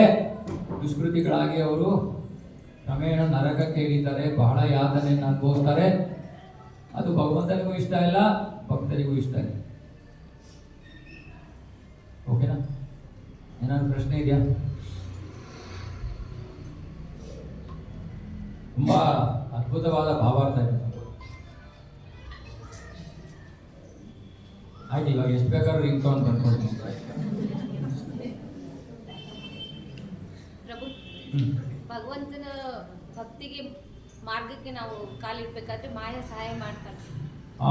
Okay, good question. ಭಗವಂತನ ಭಕ್ತಿಗೆ ನಾವು ಕಾಲಿಡ್ಬೇಕಾದ್ರೆ ಮಾಯೆ ನಮಗೆ ಸಹಾಯ ಮಾಡ್ತಾಳೋ ಕಷ್ಟ ಕೊಡ್ತಾಳೋ? ಕಷ್ಟ ಕೊಡ್ತಾಳ? ಯಾರಪ್ಪ? ಯಾರು ಹೇಳಿದ್ರು? ಯಾರು ಮಾಡ್ತಾ ಇರೋದು ಅದನ್ನ? ಅಯ್ಯೋ, ಓಕೆ, ಮಾಯೆ ಯಾರು ಅಂತ ಅರ್ಥ ಮಾಡ್ಕೊಂಡ ಸ್ವಲ್ಪ. ಓಕೆ, ಇವಾಗ ಒಂದು ಜೈಲಿದೆ, ಜೈಲಲ್ಲಿ ಜೈಲ್ ವಾರ್ಡನ್ ಇರ್ತಾನೆ. ಓಕೆ, ಇವಾಗ ಜೈಲಲ್ಲಿರೋ ವ್ಯಕ್ತಿ ತಾನು ಏನು ಕೆಲಸ ಮಾಡಬೇಕು ಅದನ್ನ ತಪ್ಪು ಕೆಲಸ ಮಾಡ್ಬೇಕಂದ್ರೆ ವಾರ್ಡನೇ ಮಾಡಿಸ್ತಾ ಇದ್ದಾನ? ಅದೇಜಿ, ಜೈಲಲ್ಲಿರೋ ವ್ಯಕ್ತಿ ತಪ್ಪು ಕೆಲಸ ಮಾಡೋಕ್ಕೆ ಪ್ರಯತ್ನ ಮಾಡ್ತಾರೆ. ಅದಕ್ಕೆ ಯಾರು ಕಾರಣ? ವಾರ್ಡನ? ಪಾಪ ದುರ್ಗಾದೇವಿ ಹೊಡ್ಪಾಡು ಕೂತಿದ್ದಾಳೆ, ಅವಳನ್ನ ಹೇಳ್ಬಿಟ್ವಿ ನಾವು. ನನ್ನ ತಪ್ಪು ಕೆಲಸಕ್ಕೆಲ್ಲ ಅವಳೇ ಕಾರಣ ಇಲ್ಲ. ಇದು ನಮ್ಮ ಇಚ್ಛೆ, ನಮ್ಮ ಸ್ವಾತಂತ್ರ್ಯ. ಇದನ್ನು ದಯವಿಟ್ಟು ಅರ್ಥ ಮಾಡ್ಕೊಂಡು. ಮಾಯೆ ಅಂದ್ರೆ ಅವಳು ಜೈಲನ್ನ ನಡೆಸ್ತಾ ಇದ್ದಾಳೆ. ಅವಳ ಉದ್ದೇಶ ಏನು? ನಮ್ಮನ್ನ ಇಲ್ಲಿಂದ ಹೊರಗೆ ಕಳಿಸೋದೇ ಅವಳ ಉದ್ದೇಶ. ಆದ್ರೆ ನಾವು ರೆಕ್ಟಿಫೈ ಆಗಬೇಕು, ನಮ್ಮನ್ನು ನಾವು ತಿದ್ದುಕೋಬೇಕು. ಆವಾಗ ಬಿಡ್ತಾಳೆ ಅವಳು. ಯಾರು ಹಿಡ್ಕೊಂಡಿದ್ದಾಳೆ ದುರ್ಗಾದೇವಿ, ಯಾರು ಭಗವಂತನ ಕಡೆ ತಿರುಗಿ ನೋಡಲ್ವೋ ಅಂತವ್ರು ಹಿಡಿದು ಜಡಿತಾ ಇದ್ದಾರೆ. ಶಿಕ್ಷೆ ಕೊಡ್ತಾ ಇರೋದು ಅವಳು. ಯಾತಕ್ಕೆ? ತಿದ್ದುಕೊಳ್ಳಿಯಪ್ಪ, ಎದ್ದೇಳಿ, ಯಾಕೆ ಕಷ್ಟಪಡ್ತಾ ಇದ್ದೀರಾ? ನನ್ನ ಸ್ವಾಮಿ ಕೃಷ್ಣ ಯಾರು? ದುರ್ಗಾದೇವಿಗೆ ಸ್ವಾಮಿ, ಬಾಸ್ ಕಡೆ ನೋಡಿದ್ರೆ ಕೆಳಗಡೆ ಇರೋರು ಬರೀ ನಮ್ಮ ಪೊಲಿಟಿಕಲ್ ಸಿಚುವೇಶನ್ ಅಲ್ಲಿ ಮಾತ್ರ ಆಗುತ್ತೆ. ಅವನು ಬಂದು ನಂಗೆ ತೊಂದರೆ ಕೊಡ್ತಾನೆ, ನಮ್ಮ ಬಾಸ್ ಹತ್ರ ಹಾಕೋದ್ಯಾ? ಅರೆ, ಭಗವಂತನ ಯೂನಿವರ್ಸಲ್ ಅಡ್ಮಿನಿಸ್ಟ್ರೇಷನ್ ಇದೆ, ಇದರಲ್ಲಿ ಈ ತರ ಕೆಟ್ಟ ಬುದ್ಧಿ ಇಲ್ಲ. ಅವ್ರಿಗೆ ಸಂತೋಷ, ನಮ್ಮ ಬಾಸ್ಗೆ ಹೊಟ್ಟೋದ್ರ, ಓ ಜೈ, ಸೂಪರ್. ನಿಮಗೂ ನಾವು ಎಷ್ಟು ಸಹಾಯ ಆಗುತ್ತೋ ಸಹಾಯ ಮಾಡ್ತೀವಿ. ಪರೀಕ್ಷೆಗಳಿರುತ್ತೆ ಅಷ್ಟೇ, ವಿರೋಧ ಅಲ್ಲ. ದಯವಿಟ್ಟು ಅರ್ಥ ಮಾಡ್ಕೊಳ್ಳಿ. ಭೌತಿಕ ಜಗತ್ತಿನಲ್ಲಿ ಯಾವ ಶಕ್ತಿನೂ ಕೂಡ ನಮ್ಮನ್ನು ವಿರೋಧಿಸಲ್ಲ. ನಮಗೆ ಪರೀಕ್ಷೆಗಳನ್ನು ಕೊಡ್ಬೋದು. ನಿಜವಾಗ್ಲೂ ಅಷ್ಟು ನಂಬಿಕೆ ಇದೆಯಾ ನಿಮಗೆ ಕೃಷ್ಣನಲ್ಲಿ ಅಂತ ಪರೀಕ್ಷೆ ಮಾಡ್ತಾರೆ. ಅದು ಎಷ್ಟು ಚಿಕ್ಕ ಪರೀಕ್ಷೆ, ದೊಡ್ಡ ಪರೀಕ್ಷೆ. ದೊಡ್ಡ ಜನರಿಗೆ ದೊಡ್ಡ ಪರೀಕ್ಷೆ ಮಾಡ್ತಾರೆ. ನಾವೆಲ್ಲ ಚಿಕ್ಕ ಜನರು, ನಮ್ಗೆ ಚಿಕ್ಕ ಪರೀಕ್ಷೆ ಅಷ್ಟೇ. ಸೊ ನಾವು ಸತ್ಸಂಗದ ಸಮಯದಲ್ಲಿ ಯಾವ್ದು ಮಾಲ್ ಇದು? GT ಮಾಲ್ ತಾನೆ ಹತ್ರ ಇರೋದು. ಬೇಡ, ಯಾಕೆ GT ಮಾಲ್ ಯಾರು? ವಿಜಯನಗರ ಚೆನ್ನಾಗಿದೆ, ಶಾಪಿಂಗ್ ಮಾಲ್ ಹೋಗೋದು ನಮ್ಮ ನಿರ್ಧಾರ, ಮಾಯೆ ನಿರ್ಧಾರ ಅಲ್ಲ. ನಾವು ಮಾಡ್ತಾ ಇರೋದು. ಅಪ್ಪ ಮಾಯೆಗೆ ಮಧ್ಯೆ ಅಲ್ಲಿ ಬಿಡಿ. ಓಕೆನಾ ಮಾತಾಜಿ? ಇನ್ನೇನಾದ್ರು? ಓಕೆ, मुझसे ना भगवद गीता की जय, जगद्गुरु श्रील प्रभुपाद की जय, जय. ತಾತ್ಪರ್ಯ ಮನುಷ್ಯನಾಗಿ ಹುಟ್ಟಿದ್ದು ನಾವು ಕೃಷ್ಣನಿಗೆ ಶರಣಾಗತರಾಗಬೇಕು. ಶರಣಾಗದ ವ್ಯಕ್ತಿಗಳನ್ನು ದುಷ್ಕೃತಿಗಳು ಅಂತ ಕರೀತಾರೆ, ಶರಣಾಗೋ ವ್ಯಕ್ತಿಗಳನ್ನು ಸುಕೃತಿಗಳು, ಆಮೇಲೆ ಭಕ್ತರು ಅಂತ ಕರೀತಾರೆ. ಓಕೆ, ಇವಾಗ ಒಂದು ವಿಷಯ ನಾನು ಆಗಲೇ ಹೇಳಿದೆ, ನಾವು ಹುಳಿಮಾವಿನಲ್ಲಿ ಒಂದು ದೇವಸ್ಥಾನದ ನಿರ್ಮಾಣವನ್ನು ಮಾಡ್ತಾ ಇದ್ದೀವಿ. ನಿರ್ಮಾಣಕ್ಕೆ ಹಣದ ಅವಶ್ಯಕತೆ ಅತ್ಯಗತ್ಯವಾದದ್ದು. ಸೊ ನಾವು ನಮ್ಮ ಉದ್ದೇಶ ಏನು ಅಂದರೆ ದೇವಸ್ಥಾನವನ್ನು ಕಟ್ಟೋ ಭಾಗ್ಯ. ಬೇರೆ ಬೇರೆ ಪುರಾಣಗಳಲ್ಲಿ ಹೇಳ್ತಾರೆ, ದೇವಸ್ಥಾನವನ್ನು ಕಟ್ಟೋದಕ್ಕೆ ನಾವು ಆ ಒಂದು ಸೇವೆ ನಮಗೆ ಸಿಕ್ಕಿದ್ರೆ ಒಂದು ರೀತಿಯಲ್ಲಿ ಭಗವಂತ ಹೇಳ್ತಾನೆ, ನೀವು ನನ್ನ ಮನೆಯನ್ನು ಇಲ್ಲಿ ಕಟ್ಟಿ ನಾನು ನಿಮ್ಮ ಮನೆಯನ್ನು ಅಲ್ಲಿ ಕಟ್ತೀನಿ ಅಂತ. ಅಂದರೆ ಭಗವಂತನ ಕೃಪೆಗೆ ಪಾತ್ರರಾಗಕ್ಕೆ ಬಹಳ ಸುಲಭವಾದ ವಿಧಾನ. ಇವಾಗ ನಾವು ಯೋಚನೆ ಮಾಡ್ತಾ ಇದ್ವಿ, ಸರಿ ಹಣವನ್ನು ಸಂಗ್ರಹ ಮಾಡಬೇಕು, ಹೇಗೆ ಮಾಡೋದು? ಎರಡು ವಿಧಾನ. ಒಂದು, ದೊಡ್ಡ ದೊಡ್ಡ ಜನರ ಹತ್ರ ಹೋಗೋಣ, ದೊಡ್ಡ ದೊಡ್ಡ ವ್ಯಕ್ತಿಗಳ ಹತ್ರ, ಯಾರ ಹತ್ರ ತುಂಬ ಹಣ ಇದೆ ಯಾರ ಹತ್ರ ಹೋಗೋಣ. ಕೊಡೋರು ಇರ್ತಾರೆ, ದಾನ ಕೊಡೋರು ಇರ್ತಾರೆ. ನಾವು ಯೋಚನೆ ಮಾಡ್ತೀವಿ, ಇಲ್ಲ, ನಾವು ಈ ದೇವಸ್ಥಾನ ನಿರ್ಮಾಣ ಕಾರ್ಯದ ಮೂಲಕನೂ ಕೂಡ ನಾವು ಜನರನ್ನ ಭಕ್ತರನ್ನಾಗಿ ಮಾಡಬೇಕು. ಅದು ನಮ್ಮ ಉದ್ದೇಶ. ಹಣ ಭಗವಂತಂದು, ಅವನು ಹೇಗಾದರೂ ಕೊಡ್ತಾನೆ. ನಾವು ಪ್ರಾಮಾಣಿಕತೆಯನ್ನು ನಡೆಸ್ತಾ ಇದ್ರೆ ಅವನು ಹಣವನ್ನು ಕೊಡ್ತಾನೆ. ನಮ್ಮ ಉದ್ದೇಶ ಏನಂದರೆ, ಎಷ್ಟು ಜನರಿಗೆ ಈ ಒಂದು ಭಕ್ತಿಯ ಮಾರ್ಗಕ್ಕೆ ಬರೋಕ್ಕೆ ನಾವು ಅವಕಾಶ ಕೊಡೋಕ್ಕಾಗುತ್ತೋ ಅಷ್ಟು ಮಾಡಿಕೊಡೋಣ. ಇವಾಗ ಎಷ್ಟೊಂದು ಜನ ಹೇಳ್ತಾರೆ, ಇಲ್ಲ ನಮ್ಮ ಹತ್ರ ಅಷ್ಟೊಂದು ಹಣ ಇಲ್ಲ, ಆಯಿತು, ತೊಂದರೆ ಇಲ್ಲ. ಸೊ ನಮ್ಮ ಒಂದು ಪ್ರಸ್ತಾವನೆ ಏನು ಅಂದರೆ, ಪ್ರತಿ ಏಕಾದಶಿ ನಾವು ಎರಡು ಕೆಲಸಗಳನ್ನು ಮಾಡಿ. ಒಂದು, ಈ ದೇವಸ್ಥಾನ ಯಾವ ವಿಘ್ನಗಳಿಲ್ಲದೆ ನಡೀಲಿ ಅನ್ನೋ ಒಂದು ಭಗವಂತನಿಗೆ ಪ್ರಾರ್ಥನೆ. ಹಾಗಾಗಿ ಇದು ಒಂದು ವರ್ಷದ ವ್ರತ. ನಿಮಗೆ ಬೇರೆ ಬೇರೆ ದೇವಸ್ಥಾನಗಳು ಯಾರೋ ಬಿರ್ಲಾ ಕಟ್ಟಿದ್ರು, ಇನ್ನೊಬ್ರು ಕಟ್ಟಿದ್ರು, ಮತ್ತೊಂದು ಕಟ್ಟಿದ್ರು, ಅವ್ರ ಹತ್ರ ದೊಡ್ಡ ದೊಡ್ಡ ದುಡ್ಡಿದ್ದು ಕಟ್ಟಿದ್ರು. ನಮಗೆ ಇವಾಗ ಈ ದೇವಸ್ಥಾನ ನಿರ್ಮಾಣ ಆಗಬೇಕು ಅಂದರೆ ಎಲ್ಲರ ಪ್ರಾರ್ಥನೆ ಬೇಕು, ಎಲ್ಲರ ಸಹಕಾರ ಬೇಕು. ಇಲ್ಲಾಂದ್ರೆ ನಾವು ದೇವಸ್ಥಾನ ನಿರ್ಮಾಣ ಮಾಡೋಕ್ಕಾಗಲ್ಲ. ಸೊ ಹಾಗಾಗಿ ಮೊದಲನೇದು ಪ್ರಾರ್ಥನೆ ಭಗವಂತನಿಗೆ. ಭಗವಂತ, ನಾವೆಲ್ಲರೂ ಭಕ್ತರು ಸೇರಿ ದೇವಸ್ಥಾನವನ್ನು ಕಟ್ತಾ ಇದ್ದೀವಿ, ದಯವಿಟ್ಟು ಇದು ಯಾವ ವಿಘ್ನಗಳಿಲ್ಲದೆ ನಡೀಲಿ ಅನ್ನೋ ಮೊದಲದು ಪ್ರಾರ್ಥನೆ. ಎರಡನೇದು, ಅವತ್ತಿನ ದಿನ ಭಾಗವತ ಶ್ರವಣ ಇರುತ್ತೆ, ಕ್ಲಾಸ್ ಇರುತ್ತೆ ಆನ್ಲೈನು. ನೀವು ಗ್ರೂಪ್ಗೆ ಆ್ಯಡ್ ಮಾಡ್ತೀವಿ, ಇನ್ನೊಂದು ಬೇರೆ ಗ್ರೂಪ್ ಇದೆ, ಅಲ್ಲಿ ಬೆಳಗ್ಗೆ ಕ್ಲಾಸ್ಗಳು ನಡೆಯುತ್ತೆ, ರೆಕಾರ್ಡಿಂಗ್ ಇರುತ್ತೆ, ರೆಕಾರ್ಡಿಂಗ್ ಗ್ರೂಪಲ್ಲಿ ಹಾಕ್ತೀವಿ. ಅವತ್ತು ಭಾಗವತ ಶ್ರವಣ ಮಾಡಿ ಅರ್ಧ ಗಂಟೆ, ಬಹಳ ಶ್ರೇಷ್ಠ ಏಕಾದಶಿಯ ದಿನ. ಎರಡನೇದು, ಯಾರು ಪ್ರತಿನಿತ್ಯ ಜಪ ಮಾಡ್ತಾ ಇಲ್ವೋ ಅವತ್ತಾದ್ರೂ ಒಂದು 2 ಮಾಲೆ ಜಪ ಮಾಡಿ, ಅವತ್ತಾದ್ರೂ. ಮೂರನೇದು, ಉಪವಾಸ ಮಾಡೋಕ್ಕಾಗೋರು ಉಪವಾಸವನ್ನು ಮಾಡಿ. ಪೂರ್ತಿ ದಿನ ಮಾಡೋಕ್ಕಾಗಲ್ವೋ ಒಂದ್ಸತಿ ಮಾಡೋದಕ್ಕಾಗತ್ತಾ ಮಾಡಿ. ಇಲ್ಲ ನಾನು ಆಹಾರ ಬಿಟ್ಟು ಇರೋದಕ್ಕೆ ಆಗಲ್ಲ, ಓಕೆ, ಒಂದ್ಸಲಿ ಹಾಲು ಹಣ್ಣು ಇತ್ಯಾದಿ ಒಂದು ಹೊತ್ತಿಗೆ, 3 ಹೊತ್ತರಲ್ಲಿ 1 ಹೊತ್ತಿಗೆ ಮಾಡೋಕ್ಕಾಗತ್ತಾ ಮಾಡಿ. ಅದು ಮಾಡೋಕ್ಕಾಗಲ್ವಾ, ಓಕೆ, ನಿಮ್ಮಿಷ್ಟ. ನಾಲ್ಕನೇದು, ನಮ್ಮ ಕಡೆಯಿಂದ ಒಂದಿಷ್ಟು ಅಲ್ಪ ಕಾಣಿಕೆ ಭಗವಂತನ ಒಂದು ಈ ಮನೆಯನ್ನು ನಿರ್ಮಿಸೋದಕ್ಕೆ. ಎಷ್ಟು ಕಾಣಿಕೆ? ನಾವು ಹೇಳಿದ್ರು ಕನಿಷ್ಠ 250 ರೂಪೀಸ್, 250 ರೂಪಾಯಿಗಳು ಪ್ರತಿ ಏಕಾದಶಿ. 250 ರೂಪಾಯಿಗಳನ್ನು ನಾವು ಏಕಾದಶಿಯ ದಿನ, ಯಾಕೆಂದರೆ ಅದು ಮಾಧವ ತಿಥಿ ಅಂತ ಹೇಳ್ತಾರೆ. ಏಕಾದಶಿ ಅಂದರೆ ಭಗವಂತನಿಗೆ ಬಹಳ ಪ್ರಿಯವಾದ ತಿಥಿ, ಬಹಳ ಪ್ರಿಯವಾದ ದಿವಸ. ಅವತ್ತು ನಾವು ಭಗವಂತನಿಗೆ, ಅಪ್ಪ ನಿನ್ನ ದೇವಾಲಯ ಕಟ್ಟೋದಕ್ಕೆ ನನ್ನ ಕಡೆಯಿಂದ ಒಂದು ಅಲ್ಪ ಕಾಣಿಕೆ ಅಂತ ನಾವು ಭಗವಂತನಿಗೆ ಅರ್ಪಣೆ ಮಾಡೋ ಒಂದು ಕಾರ್ಯಕ್ರಮ. ಇದರ ಉದ್ದೇಶ ಏನು? ಎಲ್ಲರೂ ಕೂಡ ಇದರಲ್ಲಿ ಭಾಗವಹಿಸಲಿ. ನಮ್ಮ ಉದ್ದೇಶ ಏನು? ಯಾರೋ ಮನೆಗೆ ಹೋದರೆ, ಮನೆಯಲ್ಲಿ ಗೃಹಿಣಿಗಳಿದ್ರೆ ಅವರು ಯಾರು ಕೇಳಬಾರ್ದು. ನಾನು ಪತಿಯನ್ನು ಕೇಳ್ತೀನಿ, ಇಲ್ಲ, ಯಾರು ಕೇಳದೆ ಸೇವೆಯನ್ನು ಮಾಡೋ ಅಷ್ಟು ಚಿಕ್ಕ ಒಂದು ನಾವು ಅಮೌಂಟನ್ನು ಹೇಳ್ತಾ ಇದ್ದೀವಿ. 250 ರೂಪೀಸ್. ಎಲ್ಲಿ ಹೋಗುತ್ತೆ ಇವತ್ತು 250 ರೂಪಾಯಿ ನಮ್ಗೆ ಗೊತ್ತಿಲ್ಲ. ಓಕೆ, ಆ 250 ರೂಪಾಯಿನ ತಿಂಗಳಿಗೆ 2 ದಿನ, 2 ಏಕಾದಶಿ ಇರುತ್ತೆ ತಿಂಗಳಿಗೆ 2 ದಿನ. ನಿಮಗೆ 2 ದಿನ ಆಗಿಲ್ಲೋ 1 ದಿನ ಮಾಡಿ. ಆದರೆ ಈ ಒಂದು ಏಕಾದಶಿಯ ವ್ರತದಲ್ಲಿ ನೀವು ಭಾಗವಹಿಸಿ, ನೀವು ಕೂಡ ದೇವಸ್ಥಾನ ನಿರ್ಮಾಣ ಕಾರ್ಯದಲ್ಲಿ ತೊಡಗಬೇಕು. ಹೆಚ್ಚು ಮಾಹಿತಿಯನ್ನು ನಾನು ಕೊಡ್ತೀನಿ. ಆರ್ಕಿಟೆಕ್ಟ್ ಅವರು ಡಿಸೈನ್ ಎಲ್ಲ ಮಾಡ್ತಾ ಇದ್ದಾರೆ, ಏನು ಇಲ್ಲ ಅನ್ನೋದನ್ನು ನಾನು ಆಮೇಲೆ ಎಲ್ಲ ಶೇರ್ ಮಾಡ್ತೀನಿ ಒಂದು 2-3 ವಾರದಲ್ಲಿ. ಆದರೆ ಇದು ಒಂದು ಅವಕಾಶ ಎಲ್ಲರಿಗೂ, ಯಾರಿಗೂ ಫೋರ್ಸ್ ಇಲ್ಲ. ಅದು ನಿಮ್ಗೆ ಆಗಲೇ ಗೊತ್ತಾಗಿದೆ. ಇಲ್ಲಿ ನಾವು ಯಾರನ್ನೂ ಫೋರ್ಸ್ ಮಾಡಲ್ಲ ಯಾವ ವಿಷಯದಲ್ಲೂ. ನಿಮಗೆ ಇದು ಮಾಡೋದ್ರಿಂದ ಒಳ್ಳೆಯದು, ನನಗೆ ಸಂತೋಷ ಆಗ್ತದೆ. ಯಾರೋ ಕಾಲ್ ಮಾಡಿದರು,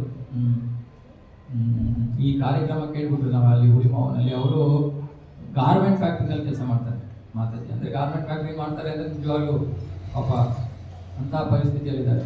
ಆದರೆ ಅವರು ನನಗೆ ಮುಂಚೆ ಫಸ್ಟ್ ಫೋನ್ ಮಾಡಿದ ತಕ್ಷಣ ನನಗೆ ಹೇಳಿದ್ದು, ನನಗೆ ಬಹಳ ಸಂತೋಷ ಆಗ್ತದೆ, ನನಗಿಂತ ನಾನು ಯಾವತ್ತಾದ್ರೂ ದೇವಸ್ಥಾನವನ್ನು, ಭಗವಂತನ ದೇವಸ್ಥಾನ ನಿರ್ಮಾಣ ಮಾಡೋಕ್ಕೆ ನನ್ನ ಕೈಯಿಂದ ಏನಾದ್ರು ನಾನು ಸಹಾಯ ಮಾಡ್ತೀನಿ ಅಂತ ನಾನು ಯಾವತ್ತೂ ಅಂದ್ಕೊಂಡಿರಲಿಲ್ಲ.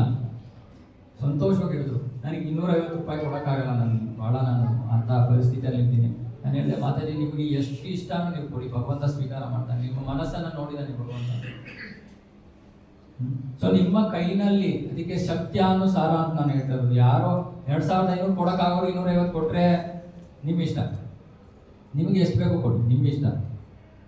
ಆದರೆ ನಮ್ಮ ದೇವಸ್ಥಾನವನ್ನು ನಾವು 1 ವರ್ಷದೊಳಗೆ ಕಟ್ಟಬೇಕು ಅಂತ ಇದ್ದೀವಿ. ಅದರ ಒಟ್ಟು ಪ್ರಾಜೆಕ್ಟು ಕಾಸ್ಟು 3-3.5 ಕೋಟಿ ಇದೆ. ಆದರೆ ನಮ್ಮ ಉದ್ದೇಶ ಏನು, ಎಲ್ಲರನ್ನು ಸೇರಿಸಿ ಎಲ್ಲರೂ ಕೂಡ ಇದರಲ್ಲಿ ಭಾಗವಹಿಸ್ತೀವಿ ಅನ್ನೋ ಉದ್ದೇಶದಿಂದ ಇದನ್ನು ಮಾಡ್ತಾ ಇದ್ದೀವಿ.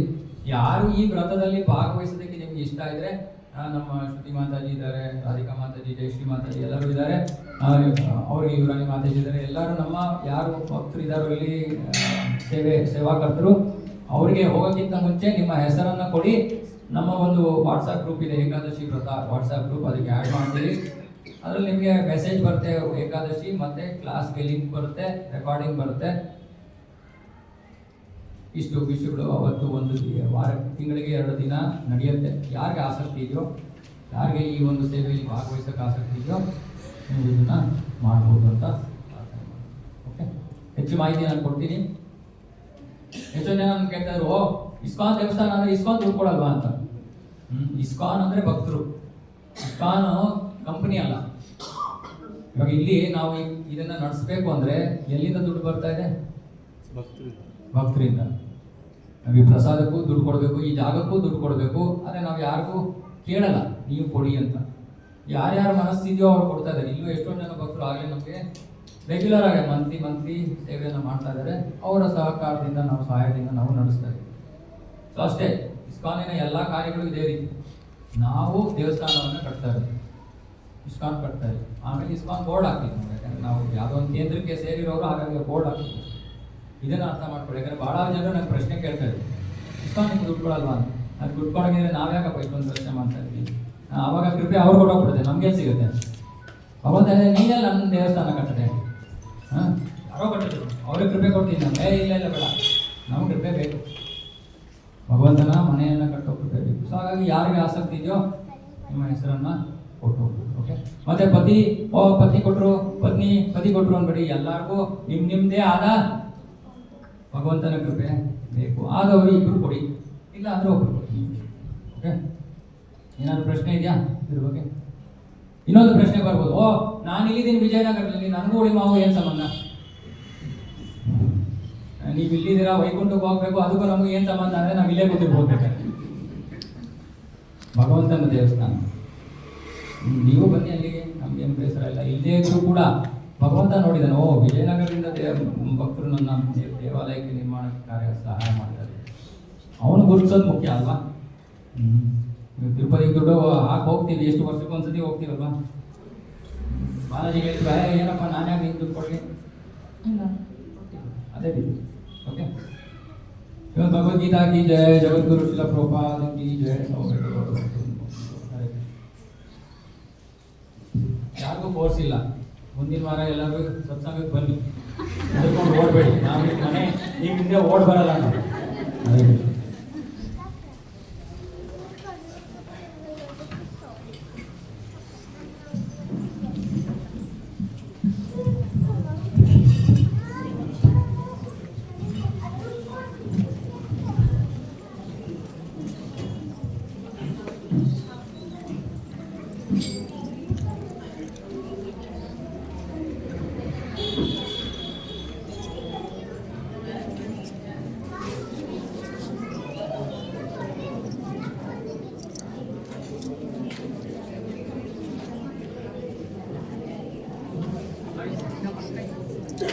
Hare Krishna,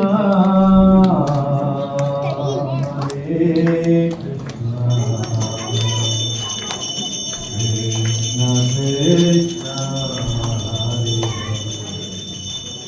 Hare Rama, Hare Rama, Rama Hare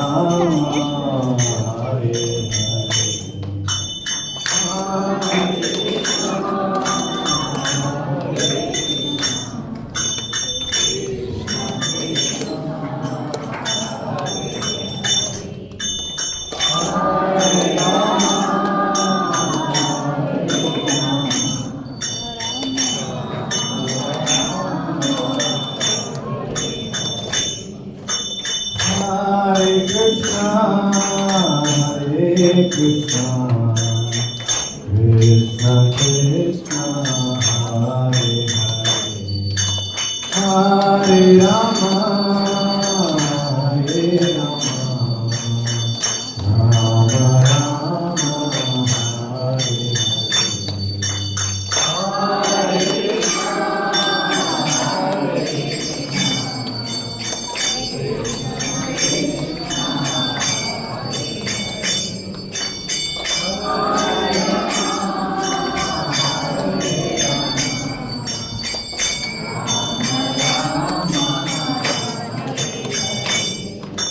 Hare Krishna, Hare Krishna, Krishna Krishna, Hare Hare, Hare Rama, Hare Rama, Rama Rama, Hare Hare.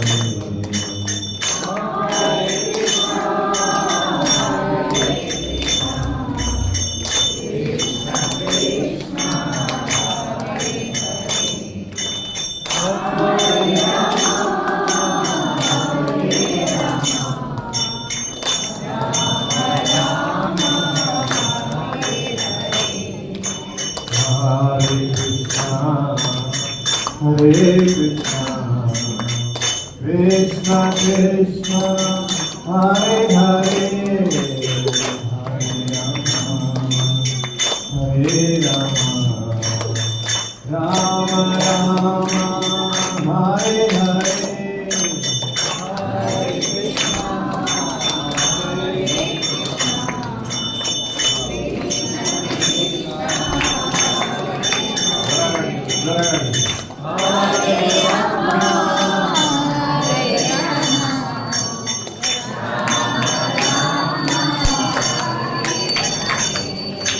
Hare Krishna,